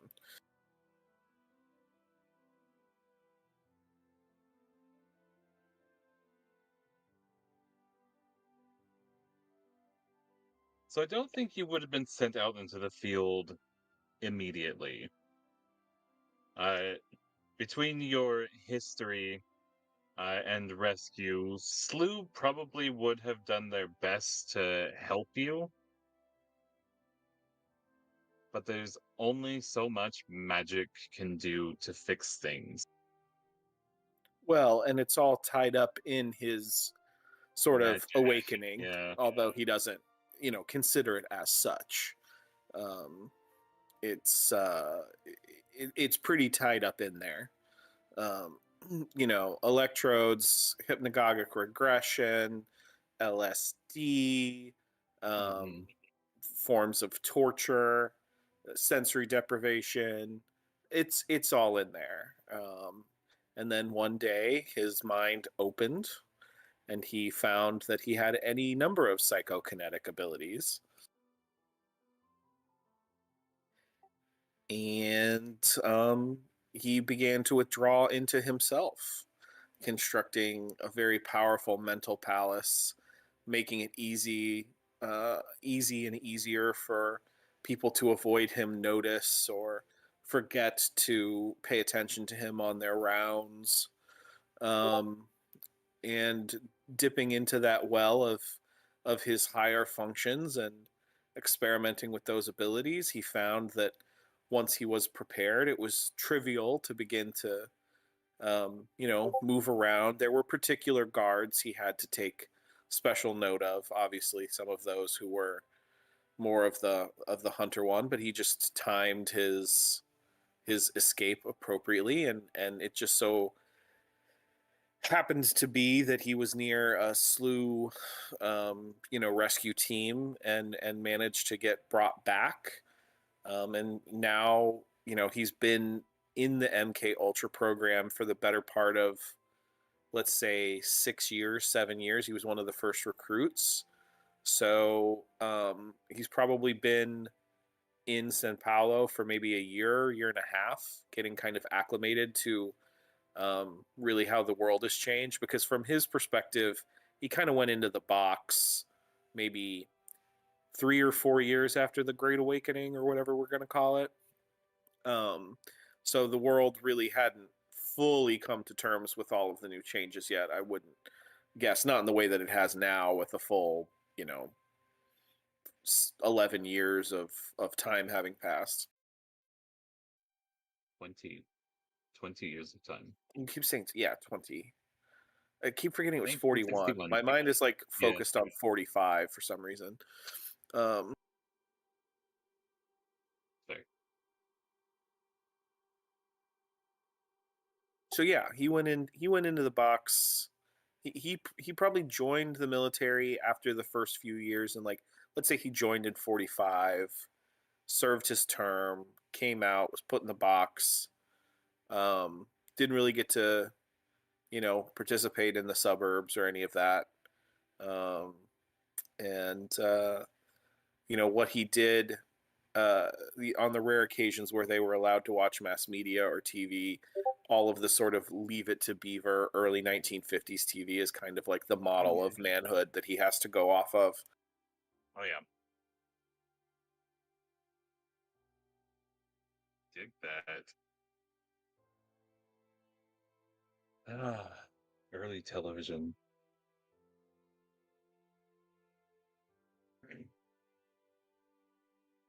So it doesn't really take you long to find out that a mage like you, just 2 decades ago, might have been in danger of simply being hunted and killed by other mages because you were different, because you were a little broken.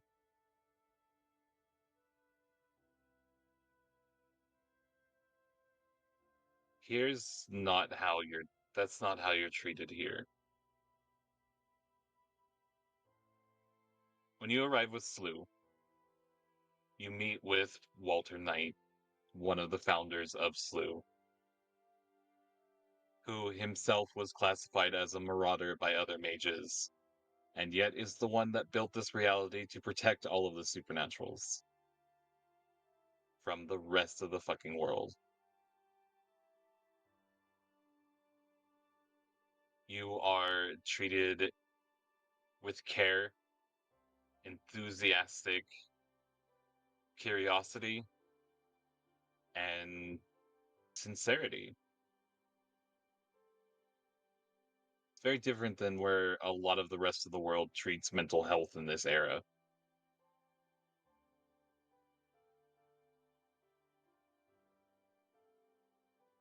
So that first year or so is that you getting into a space where if you want, you are offered a position as a field agent. You have the skills and training already and the power, but they're not going to force you into the field until you tell them you're ready.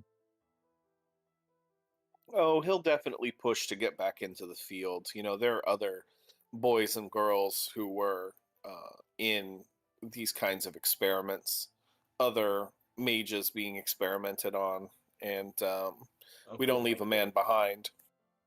So you're just like down from the get out. Got it. So they're cool with that, but they keep a helpful eye on you. I and to that regard, they'd like to pair you with, and if you're comfortable with this, one of Slew's preeminent medics. He's quite skilled in healing both wounds of the mind and body. If you feel it's necessary, I don't myself much go in for men of the cloth. Never had a need for them. He is a bit of a Bible thumper, but he's also a powerful mage. Imagine that, a priest who believes in magic.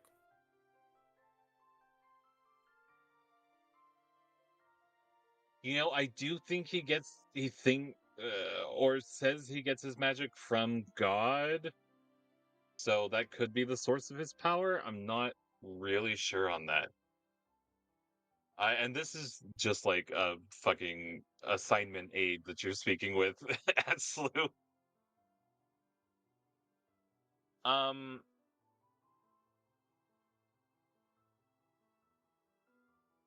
I mean, you don't have to join his church to work with him, though. Is that gonna be okay? I suppose lead the way to the bishop. I don't. I don't think. Hold on. She opens up a file. I think. Yeah, he's just Father Calloway. He's not a bishop.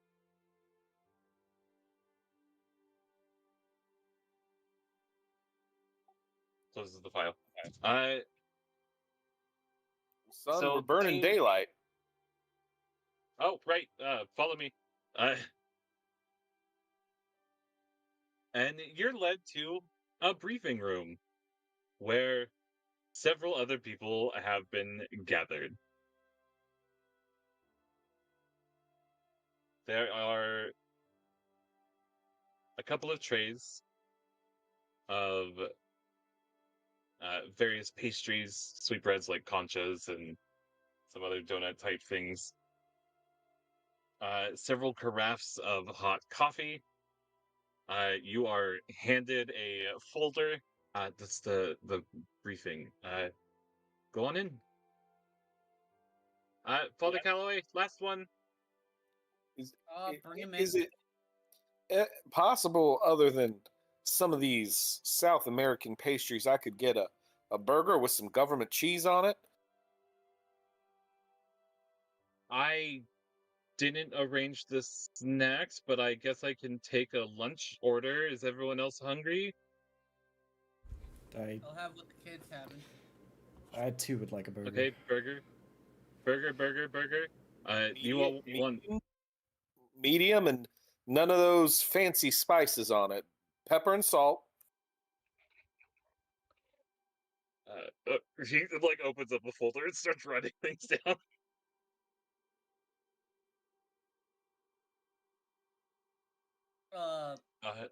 pickles, condiments.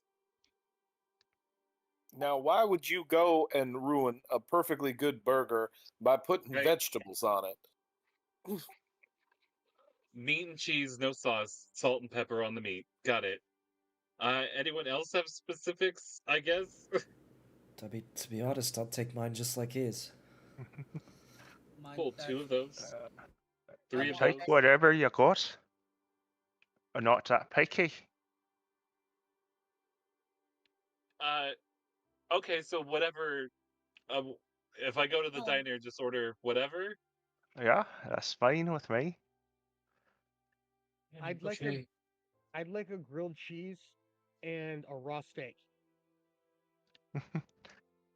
He like spins around to reveal.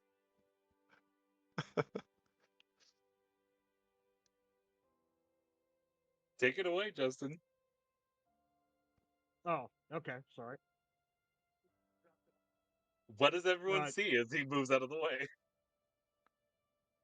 So you see a young boy, uh, looks somewhere between 9 and 12, wearing a schoolboy uniform. He's a blonde kid, very attractive. Um, thin and lanky, all arms and legs, and kind of with an aw shucks look on his face. And right next to him, just walking with him, is a large black cat.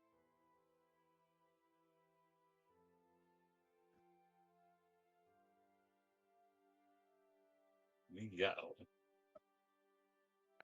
Do I see anything off about them, or he just looks I like a think kid? you do, actually. I think you definitely do. Yes, Because that's not a large black cat, that's a Malk.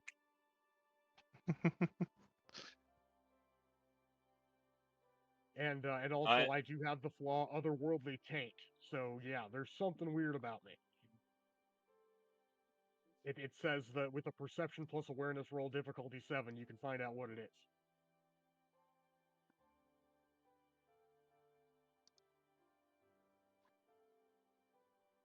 Anyone want to roll? What was the roll again? Perception awareness.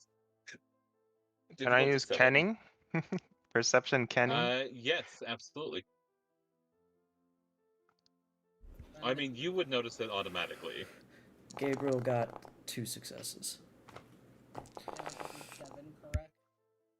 Connor got 1.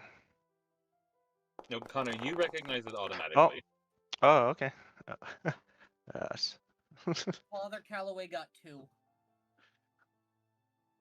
I think you just need a success to notice. just So yeah, one. what do they see? So the kid's eyes and the cat's eyes are the same. They the kid's got cat eyes. Just the barest hint of fey glamour protects him. But you all see through it. It is a very small glamour. You must be our special guest. Come on in. Grilled cheese, raw steak. Does everyone want fries with that? Or malts? I guess, since I'm going to the diner. Now, what kind of question do you think that is? Of course we do. I gotta find that. I didn't gotta wanna find the assume accent. I gotta find the voice. I What's a didn't want to assume that everyone wanted fries. I'm sorry. Fries. What's a malt? I want fries, but Oh, what's a malt? A malt's it's- just a milkshake with a little bit of chocolate powder in it. Try it. Yeah. You'll like it. Okay, I'll have a malt too. all right. I'll. I think, Vega, come up here. You'll be a star online. No, okay. The one time he doesn't want to climb up in my lap. You'll make our stream blow up. So yeah, this administrative aide, I guess, flees for her life to go and get everyone food orders.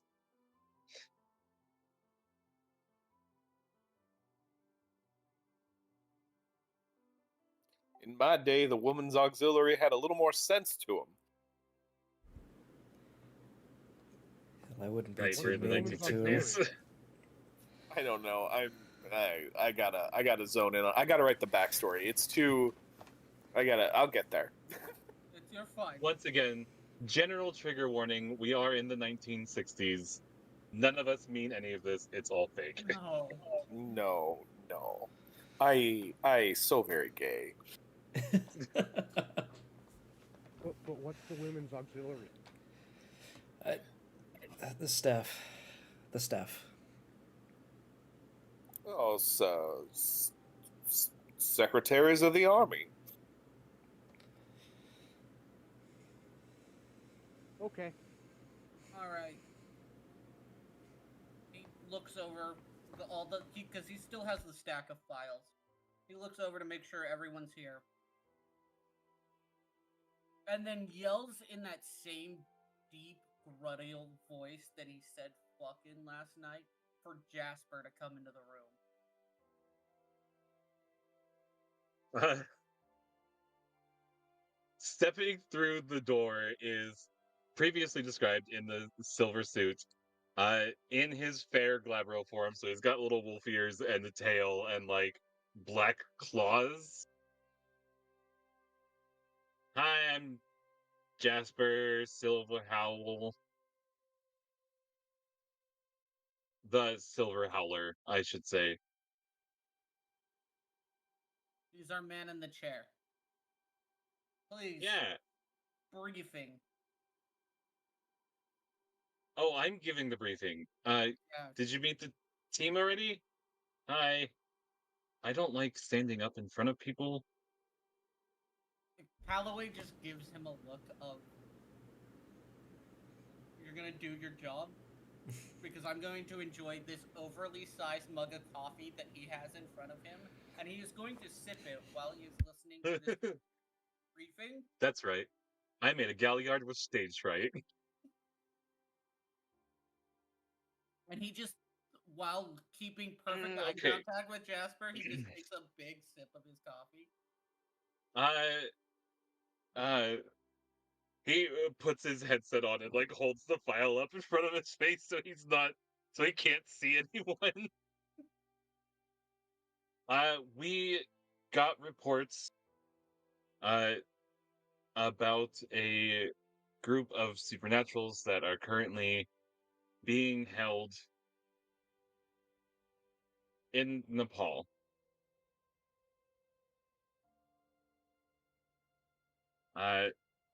We want to extract them as quickly and as quietly as possible.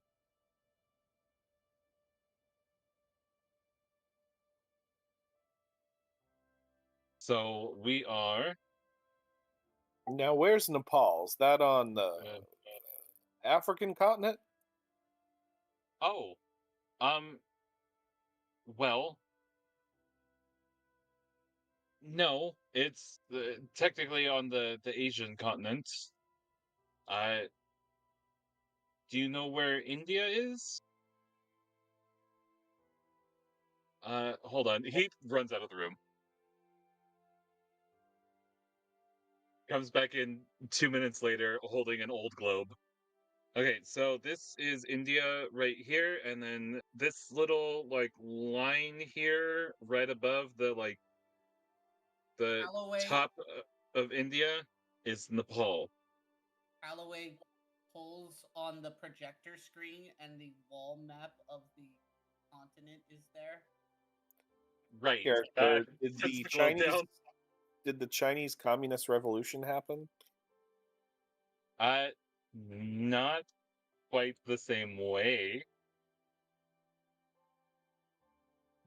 So a lot of the events that happen in history still happened with a supernatural twist. So if you want it to have happened for something to have affected your character, ad-lib it. Go ahead. We will speak things into canon from here out.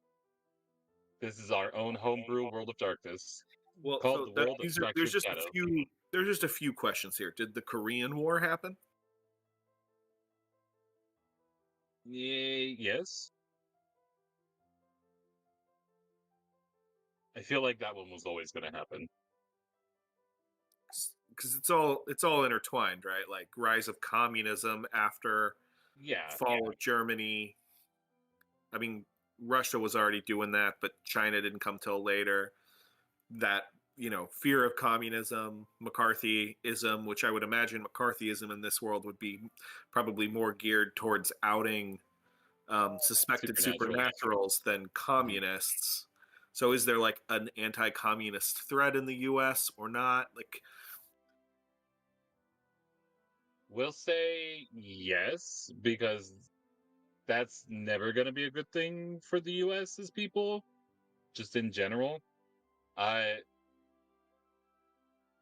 I think what probably happened was to get them on board.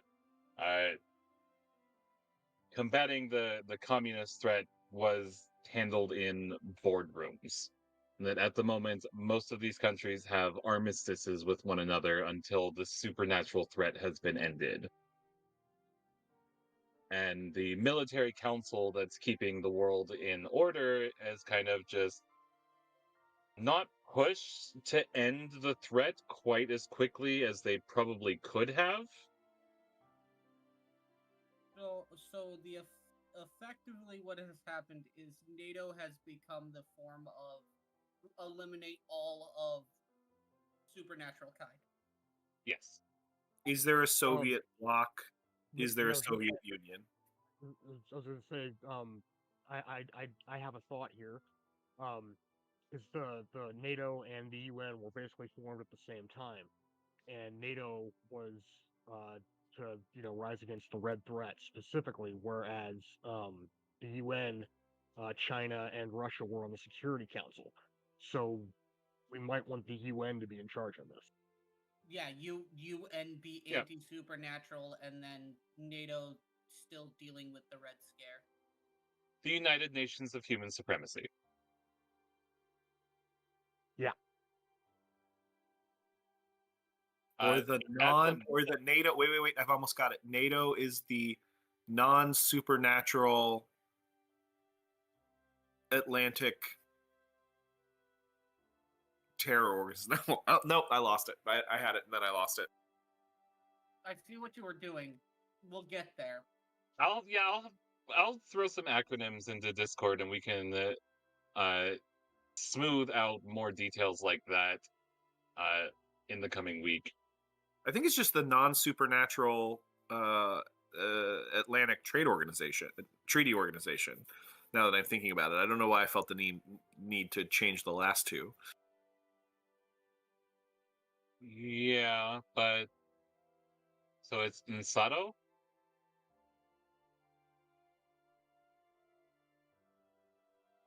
Yeah, it would be Nisato. Or I don't or believe the it. normal or the normal Atlantic Treaty Organization. And keep it And NATO. with Just keep it NATO. USSR, with USSR you just add an H, so it's the USSHR, the United Soviet Socialist Human Republics. Ooh. Oh. And yeah, the Session Zero is now getting into a little bit of world building, as we kind of need to before Yeah. going out on a mission. It is a session 0. I definitely like adding the H to USSR. I do too, and we will solidify acronyms, as I said. But it is Nepal is a tiny little kind of border country between China and India.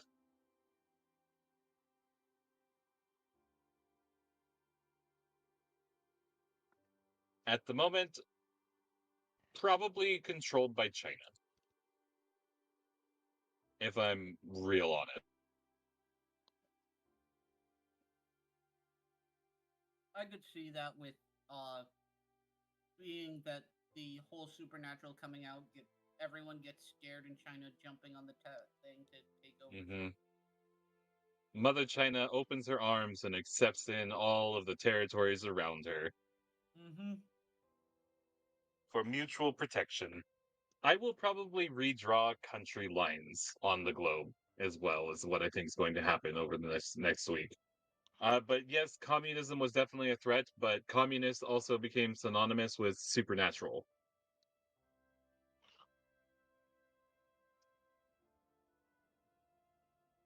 So we have as two. it does. As it does.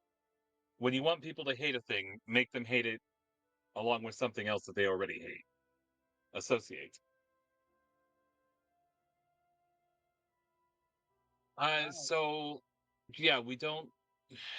We think there's probably a dozen or so supernaturals in there. Most of them probably kinfolk. Not all of them are like fully awakened beings like mages and werewolves. Some of them are just related to them with some gifts.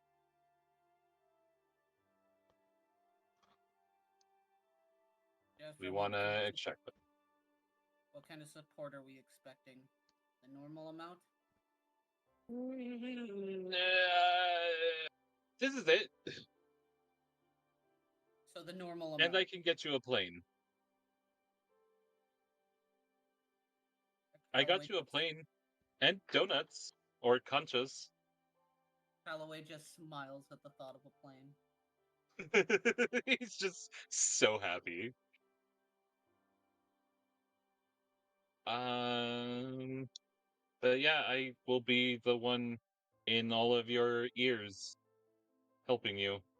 It's nice to meet you all.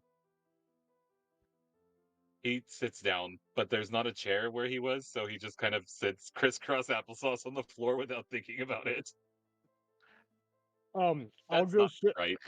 I'll go sit with him so he's not alone, and just pet my cat next to him. Eh, Now, if that's not the The cat. damnedest thing I've ever seen, that cat looks positively trained. eh. Well, I guess He is. He's a good kitty. His name's Murder Fang. Murder. Murder Thing lives again. You're the strangest dreamer I've ever seen. I sniff a bit of the wee folk. Well, my mommy's a she. Ooh. Well, I would assume so. I guess I should introduce people now. God damn it, Cole. That one was just free for the pick, and I'm sorry.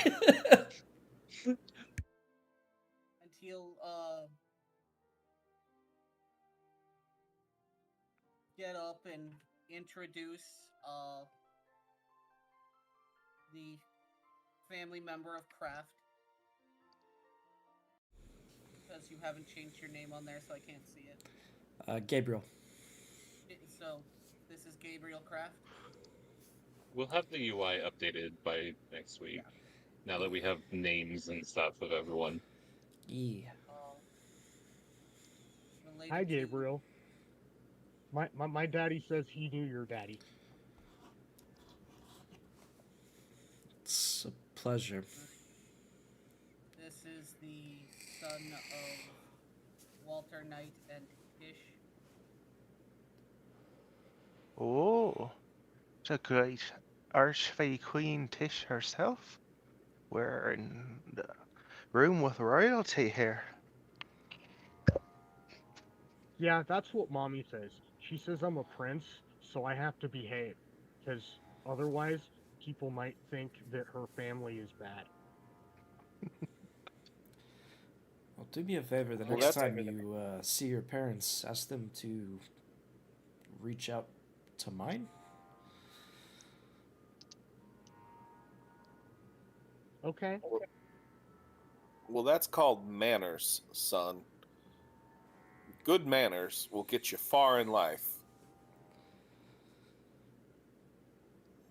He glances over the case that is the psychic nuke in the room. Yeah. Because, again, Manners Father- is probably not what would have jumped out at you immediately from what you looked at in the file. Oh, no, is not only him, but Raphael is currently not okay with him being in the room anywhere near Father Calloway. But understands that neither of them have a choice in the matter, and that this is a guided plan of some kind. At least they hope so. You see something interesting in that file? If you would like to look at it, you can. I won't hide any of your files from anyone else. Or a team, you should know. He even takes out his file and adds it to the stack and throws it to the center of the table. You can read about any of the people here you're working with. Secrets out on Says the the battlefield get man people who killed. saved a bunch of children from death and started an orphanage for them to live in and has generally lived just a really amazing, positive existence. Casually throws his file open for everyone to read. Yeah. He's a fucking walking protagonist trope. Oh, the file isn't necessary, Padre. I think I've got my own way of taking each of your measure. You can't trust what's put on paper. You gotta see with your own eyes. Yes, but secrets get people killed. Anyway, let me. Also, my daddy says that when you write it down, that makes it easier to remember later because memory is it gets bad like after a while. So it's better to write stuff down. Anyway, let me introduce myself properly, and he'll stand up and he'll go one by one and offer his hand for a handshake and give a real 1950s style knuckle crusher to everybody. You go to shake Gabriel's hand, and it feels cold. That's a clammy hand there, son. It's a pleasure meeting you as well. Alright, switch. I'll just if you've got a clammy hand, just warm it up before you put it in another man's mitt. Anyway, it's a pleasure to meet you, Lieutenant Edwards. My friends call me Ed.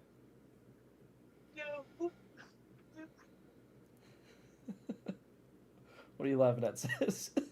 Nothing. Continue. I'm Gabriel Kraft. It's a pleasure to meet you. When Lieutenant Edwards comes to shake Calloway's hand, it does not give like a knuckle crusher, but it stays firm.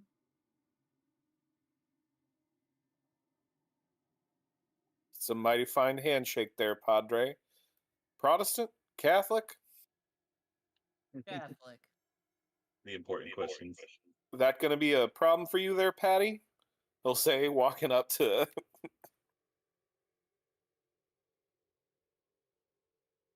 No. Connor. Oh, he can worship what he likes. You dreamers are always looking up above when there's all beyond the mist beyond all around you.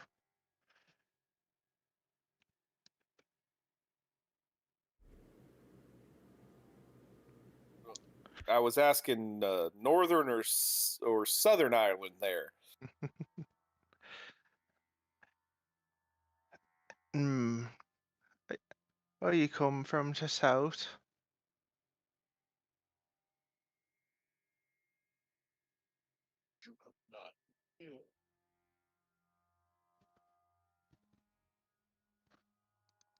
And how's your handshake?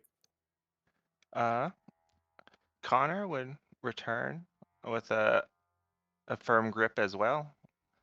Probably not as hand crushing as yours, but he'll appreciate your strength. Oh, you're a bit of a scrapper, aren't you? Would be mighty great slagging with you at the nearest pub. It's worth noting he's a relatively skinny guy. I mean, he's got a broad frame, but he's not got much muscle on him. Right. It's just that 1950s handshake. It's just, you know, Okay. the yeah. There's Very firm. You can tell how much you can trust a man by the strength of his grip and his handshake. exactly. They don't.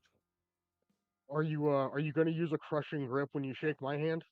No, he'll give you a more gentle one. Okay. Then he'll down, give Papa. you, a regular handshake back and Lay just say, down.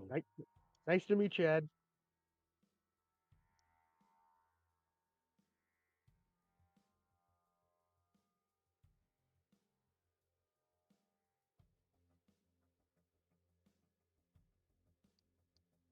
Now you're saying Nepal kids in trouble? Oh, right. Sorry. Nepal, kids in trouble.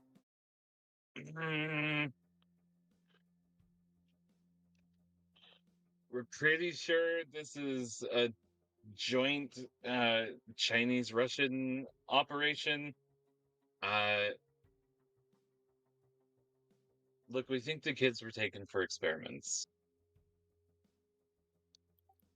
For just a second, like he's probably got like a pencil or something, and the pencil just stop writing for Yep. a tenth of a second, and then he'll just keep writing. Experiments. Yeah. Um. So. Yeah. Okay.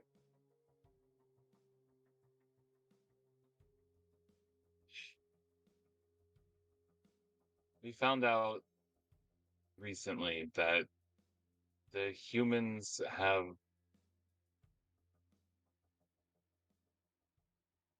they're using our parts to make things. They're using us to make weapons.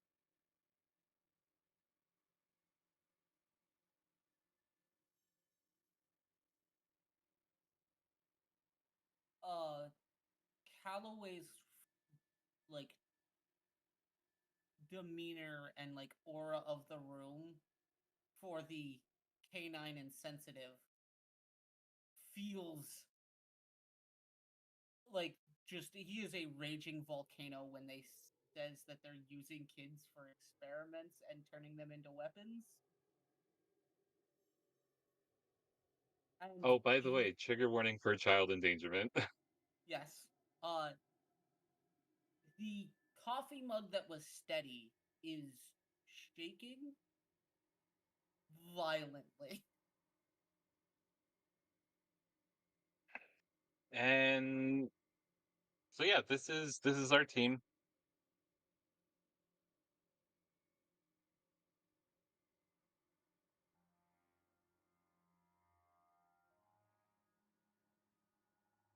Any more questions for me? Thanks for sitting with me, by the way. Pardon me for being indelicate, but there appear to be a few junior members of the team. If they're kidnapping children and experimenting on them, seems to me we shouldn't be taking any more children their way. So He's an intern and the boss wants him to go.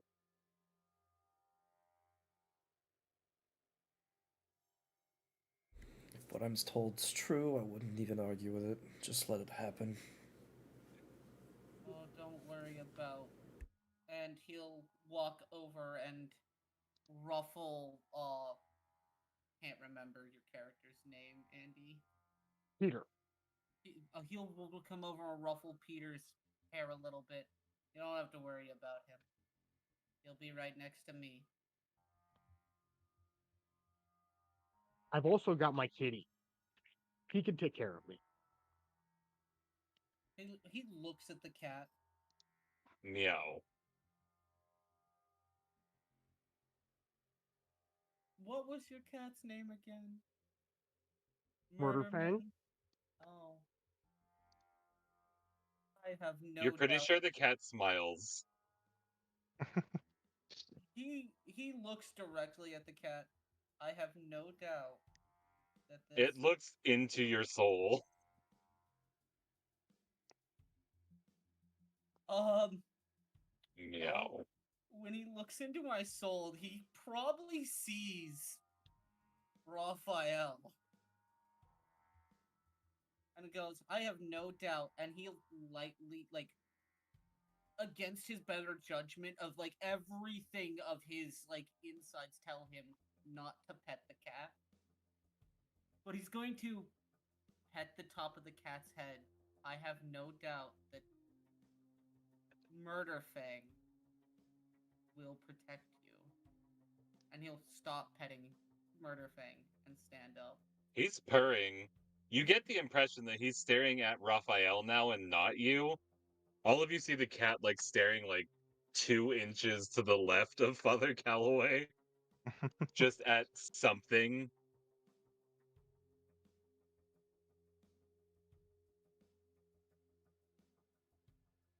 Alright. Um Rest. Is your Take a raven with you, Colt? It never leaves my shoulder. Oh, this is a good place to be right now. It fully stops looking at whatever that is and starts looking at the raven.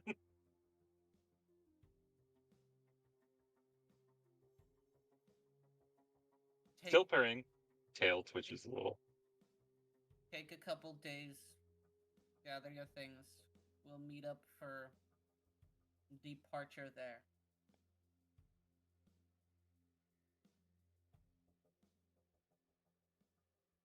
Briefing over. Lunchtime. Oh, thank God. Time to go get that burger. Yeah, As he we're gonna call her Deborah since apparently she was relegated to stereotypical secretary. Arrives with everyone's orders. She's carrying like 3 trays of burgers and drinks, and like a bag of fries is dangling. No, I wasn't relegating her to it. It's just I don't think he has any other means for dealing with a woman. I mean, honestly, it also fits the time period, so it happened. uh Father Calloway will help grab some of the stuff, set it down, starts uh opening up and handing burgers to people. The raw steak he will throw to Murder Fang and then hand the grilled cheese to its expective owner, Peter. Yay! For a moment, I thought Peter was the one that wanted the raw steak. No, I knew who the raw steak was for. Yeah, yeah. Oh yeah, and he starts eating it with gusto. Anyone have any questions while we enjoy this food?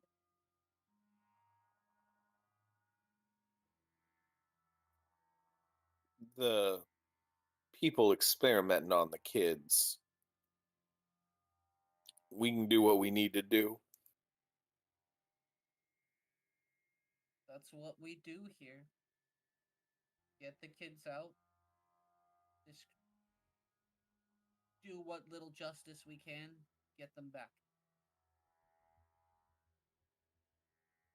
Getting them back is the challenging part of the mission. Because everybody's going to start looking for us. And as usual, we don't have. And he'll look over at Jasper. We don't have an. Who is the ex- only one who doesn't have food, by the way, because you placed your orders before calling him in. Yep. Have exfil plans, and he'll hand. Huh? Calloway will hand Jasper his fries. He immediately starts scoffing them down. We've got a safe house set up in Kathmandu for you and extraction plans there. If you lose communication or get separated, meet at the safe house to rendezvous. Of course, if you don't hear from anyone inside of 48 hours, assume your team has been made. Try to make contact with SLU for extraction. A standard procedure. Copy. Yeah. Well, so those guys passed the onboarding and the trials. That was he just points at Peter. Yeah, never mind. Peter won't So- get separated. So that was for me. Okay. Yeah, he's stage fries. Peter won't get separated. I mean, you say that, but plans never saw contact with the enemy. Calloway looks Jasper dead in the eyes. Peter He won't looks there. get separated. I'd ask each of you to come up with the strangest word you could think of and tell me, and each person here, what that word is. And if you find that you get separated or you get into trouble, all you need to do is think that word on a loop. The cavalry will come. Oh, that's neat. Does anyone have call signs already, or do we need to distribute them? Well, we probably need to think of them while we're here.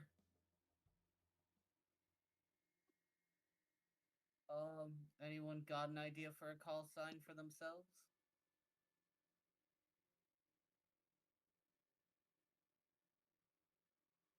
I have one for the man with the crow on his shoulder. Is it? I think that's a raven. I would be cautious on calling it a crow. It might not like it. Yeah? My familiar. No, ravens are notoriously petty and with long memories. Fine. They're very smart birds. Raven. And Jasper just kind of like bobs a nod to the raven because the werewolves respect ravens. Well, more so the Korax, but yes. Yeah.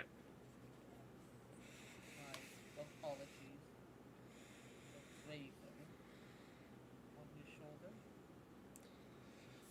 I would be comfortable with Raven.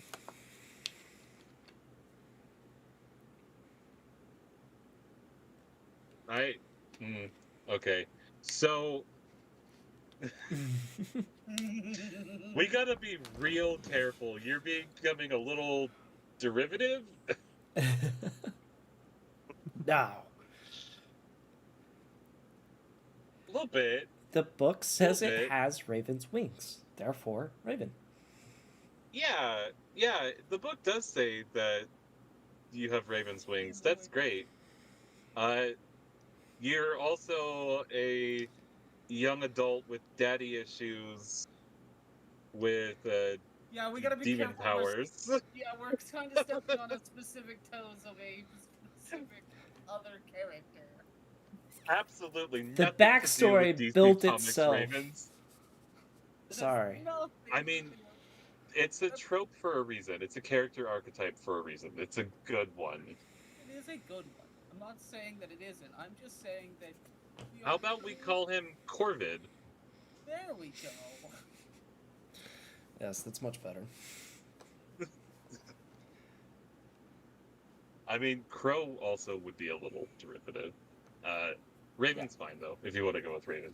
I'm mostly. There's always Poe.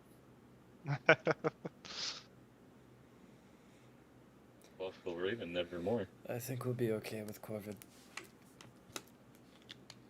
Okay. You have to call sign Corvid.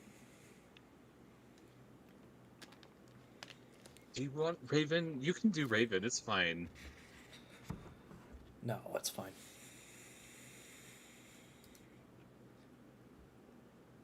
Okay, Jasper writes it down.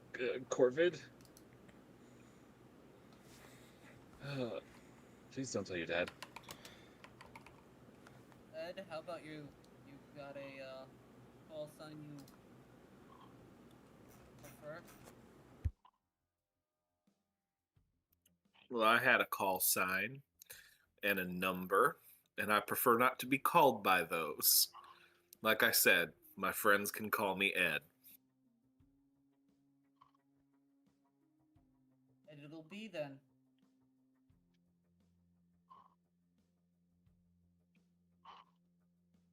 Colt, you forgot to remove the anonymous mask layer from your token artwork.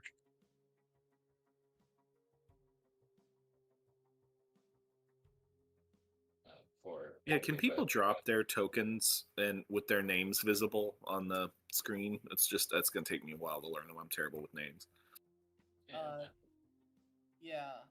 Mine is there, so we're good. Spoop. Spoop. I don't see you on the. There you go. I should be there. Gabriel didn't actually make a token, it seems. I may not. Did I not make a token? I thought I made a token. No, you do. I just dropped you down. All right, cool.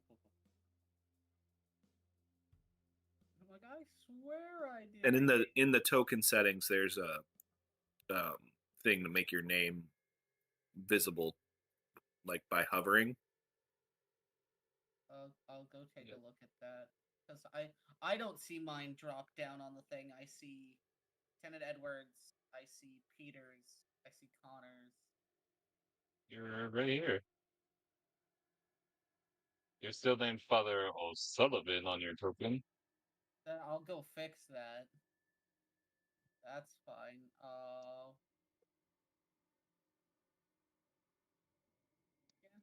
Remember when you make these changes, everyone, to make the changes to your prototype token, which you can access by double clicking on your character sheet from the Actors tab. If you modify the one that's on the map, it won't stick.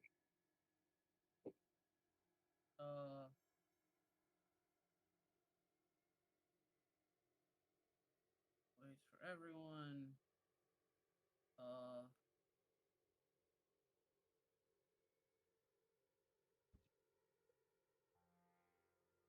um, Yeah, I don't see my token on the map for whatever reason. That is really weird. Oh, derp. I'm on Martine's doing all of this. You guys were still on Windsor Castle. Yeah. There we go. Peter Knight, Father Calloway, Gabriel Craft. Alright. Make sure they're hovered over by everyone because if they're on all the time, it gets annoying. Sounds good. Perfect. Now I can also not be terrible at names. Yeah. We'll learn all the new names. Right? Ed. Connor, you've got a call sign you'd like? Um,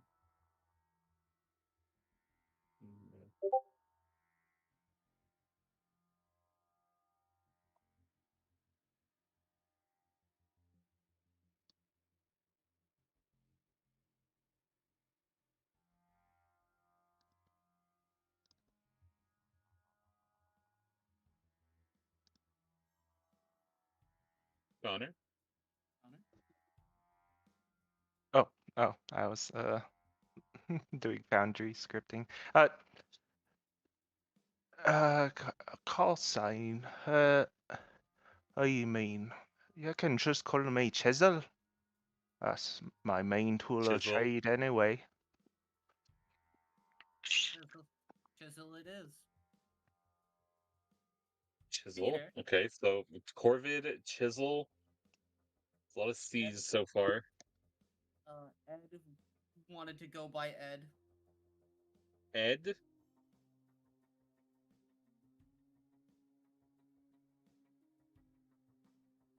Okay. Ed. Is very clear about it. Uh, Father Calloway will get down to Peter's level. You have a call sign you would like, Peter? What's the call sign? It's a nickname that we use over the radio, so people don't know your real name. It's like your superhero name. Oh, okay. Then I'd be Prince. Prince works. Yeah, Jasper writes down Prince without comment. With Jasper, I'll use my standard one, Angel.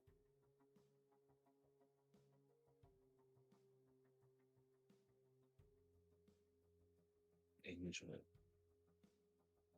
So we got Prince, Angel, Chisel, Corvid, and Ed. And Ed.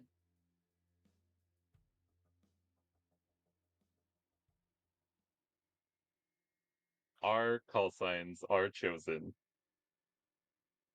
So what we're going to do, everyone, is when you go to Archivist, put your call sign in your character alias section so that Archivist will know who we're talking about when using the call signs.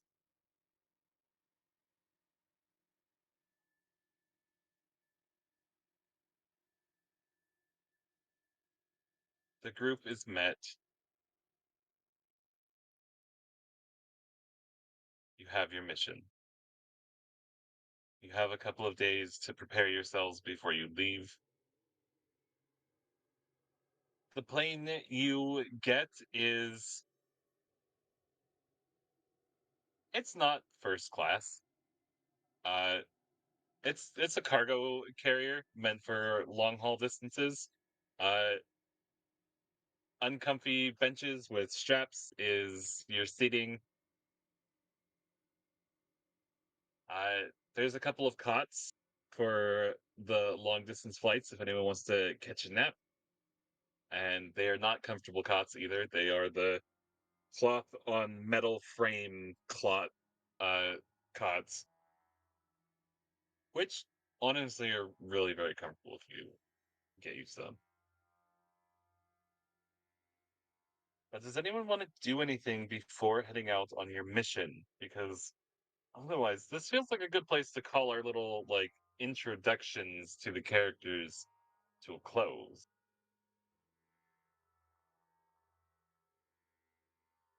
Uh,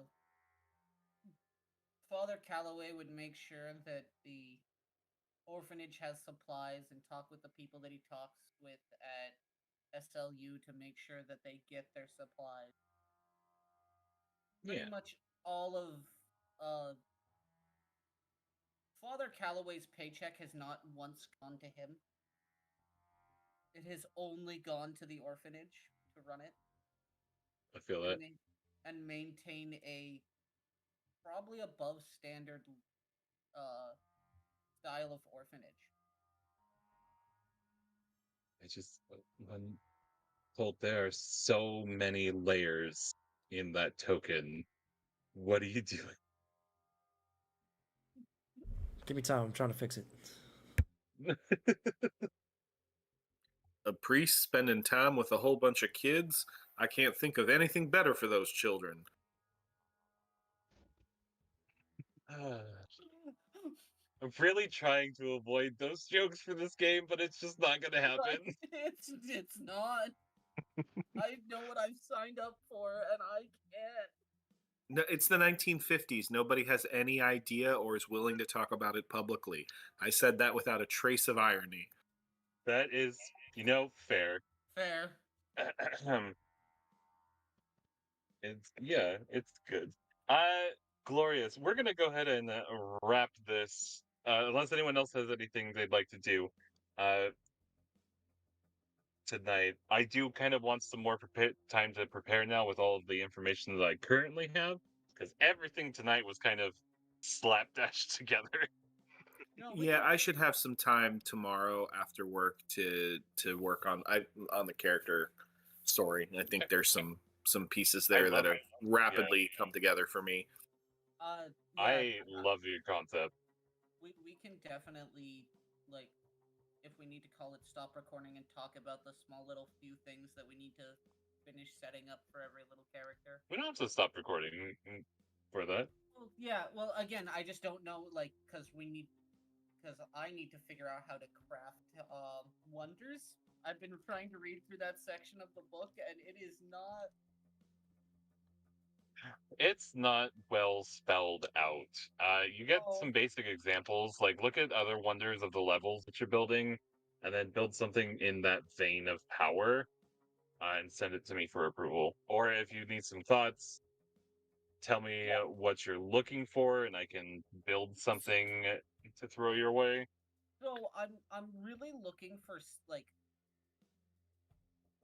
Let me get to the toy box because they like mention what type each of them are, because like the type of wonder that I'm kind of looking for is um where is it? Probably some kind of self-contained magic item talisman of and like I have 3 dots worth of the background. So it's 7 to 9 points to build it. Sure. And a lot of it is I'm thinking either like a holy book. Part of me know that I haven't built for it is like the Crusader sword or something like that. Something that would feel very familiar to my avatar. Okay.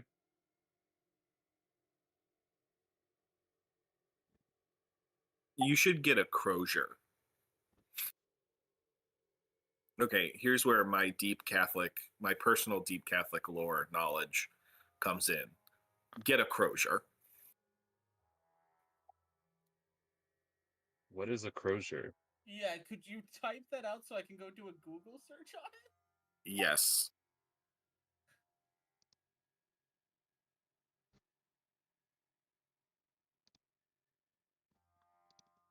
I know You that know, I word. also had a pretty deep Catholic upbringing, and I've never heard that word.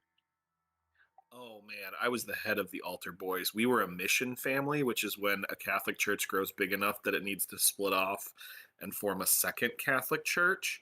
And we were like one of the founding families that like made all the decisions for like the the like where the site was going to be and how we needed to do fundraising in order to pay for it, because when a Catholic church splits off, they give a certain amount of seed money or like maybe donate the land, but you go through a mission phase where like you do it in a high school gymnasium for 3 or 4 years, and you take an extra donation at every like at every mass, and then you use that to like have like gather the funds to build the church. I lived at church on Sundays, and like on Wednesdays would be meetings between my parents and a couple of the other mission families while they would like discuss like here's what we're going to grow, and we're going to finally add a CCD, and we're going to like I was like deep. So the crozier is the staff that you see like popes and cardinals carrying. Bishops, Yeah, a priest would occasionally have one for like a special ceremony. um yeah. yeah. So I like that idea, but I also kind of like something more to the again the archangel that has awakened me. Mm-hmm. So like either one of those wouldn't like those would both be on point, 100%. Okay. I can mock something up and send it to you, or you can mock something up and send it to me. No, I think I will let you mock something up, and I will probably just approve it because reading this was very.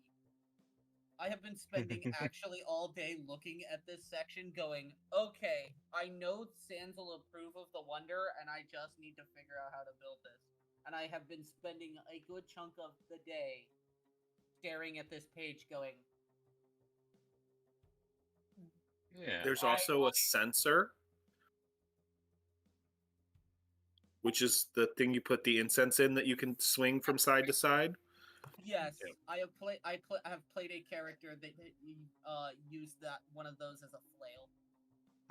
So the crosier is just a fancy shepherd's crook. Yep. Yeah.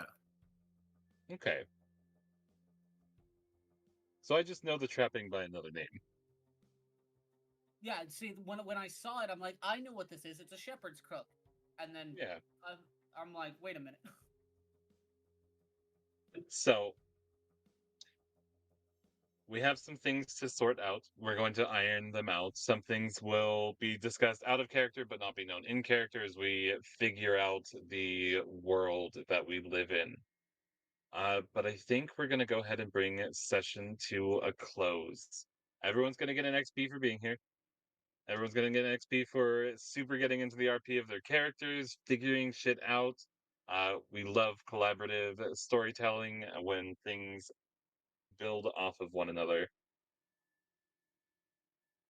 And one, just because I'm generous and I love all of you. So, This is a got any really good XP? document. Um, for you, my my good friend. It includes two of my favorite words in Latin: monstrance and aspergium. I like both of those words.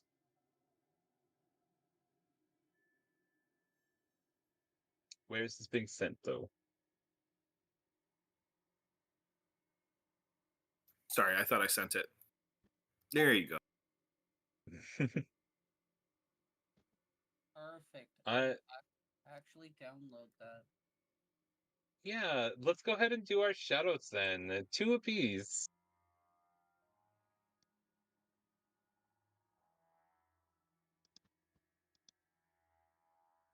Normally, I'm pretty good at this.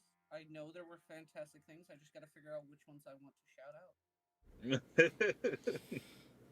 I like Sailor Jerry. Sorry, I like. What's your leprechaun's name? Oh, Connor? Connor? Yeah, I like Connor. Hey, I like the although he's sailor not a mouth. Claracon. Oh, I found that entire thing extremely funny. Um, With Fizby the Goblin. with Fizby the Goblin.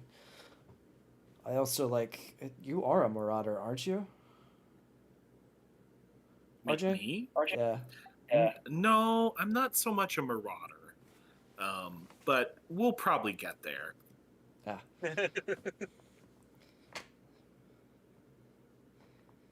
Yeah. Yeah, I'm gonna give my second one to RJ for the burger. Not ruining it with vegetables. True. There was just a perfect moment of the character came into my head at that moment. Like I didn't quite have it, and then it was like, "What are you gonna eat?" And it's like you're gonna have weird non-American food in front of him. He's gonna say something. Nope. Loved it. uh, I have like a mine. list of Brazilian cuisine up in its own separate tab. Nice. Probably making you hungry. A little bit. I Mine. love Latin food. My callouts are +1 for Father Calloway for dealing with the newbies. +1 for Peter Knight for naming his Malkin Murder Fang. Following that up, +1 to Andy for Murder Fang, because I love that, and +1 to Gabriel for being my exact opposite. The dynamic is gonna be fun. Yeah, it is. Yeah. Also, yeah, going back to RJ's Donnie's Irish accents, so good. You did great. Like, I know you're still learning how to do accents and stuff, but some of your pronunciations were just beautiful. Really, really good Irish accent. Really, really good Irish accent. Okay, thanks. I think most of my recent listening to accents is just from an Irish carpenter. Because he has a It's lot of great YouTube for the shorts. character, yeah. Mine are 1 to RJ for the gruff handshakes, and 1 to Father Calloway for presenting his protagonist folder. And I wrote mine out, but mine is one to Zaraj for Irish accent flawless, and number one for Hootie for cat-eyed little boy. I don't know why that detail just stuck with me, but what a wonderful creepy little thing that is. Terrifying. Thank you. Also, I look forward to being the unstable psychic with a literal angel and devil on his shoulder telling him things to do. Fucking literally. This is going to be such the dynamic. We have a literal walking nuclear bomb and an angel and a demon literally on his shoulder. I accidentally laid my cheek on my palm and it fucking hurts. I want to get my character to a level where he can look at a normie human and go, "Are you having a stroke?" And then they do. That's evil. Yeah, But I love it. yeah, that can happen. Thank you very much, Archivist. We will see you later. Yes. Everyone remember when once Archivist does the characters in the I assume it'll still be in the Against the Carmine Mask, Yeah, I'm gonna update names and such. is that will to put your call sign in there. Corvid. Alias, right? Yeah. Will do. And tomorrow after work, I'm gonna, since I have nothing else to do tomorrow after work, Suraj, I'm going to do my write up and I'll play around in Archivist. I'm going to go to bed because I'm tired. But Yes, Gonna that's close it out for us stream. for this week's folk. Thanks for coming and watching us. Especially you, Catherine. We love seeing you come back. We don't really have any announcements. No, because Pathfinder doesn't start till the week after when the holiday's over. So yeah, that's it for tonight. Give us a like and follow on Facebook, Patreon, join our Discord. We're gonna keep doing this. Yep, come hang out if you got questions about the world or the RPG system. You can find us. Several of us will help you in the Discord. Happy to I've do got it. to write something to say for the opening and closing though. I can't keep ad-libbing them. Yeah, we got My brain freezes up when I try to ad-lib for this for some reason. I'll ad-lib a fucking angel doing something at the birth of creation, but I can't ad-lib a goodbye to the public. So 100% openings and closings are the most difficult thing to do, and why like You get used to why them after time. But again, yes, Yeah. thank you everybody. Y'all have a great night. Oh yeah, we're leaving. Good night. Yeah, happy holidays.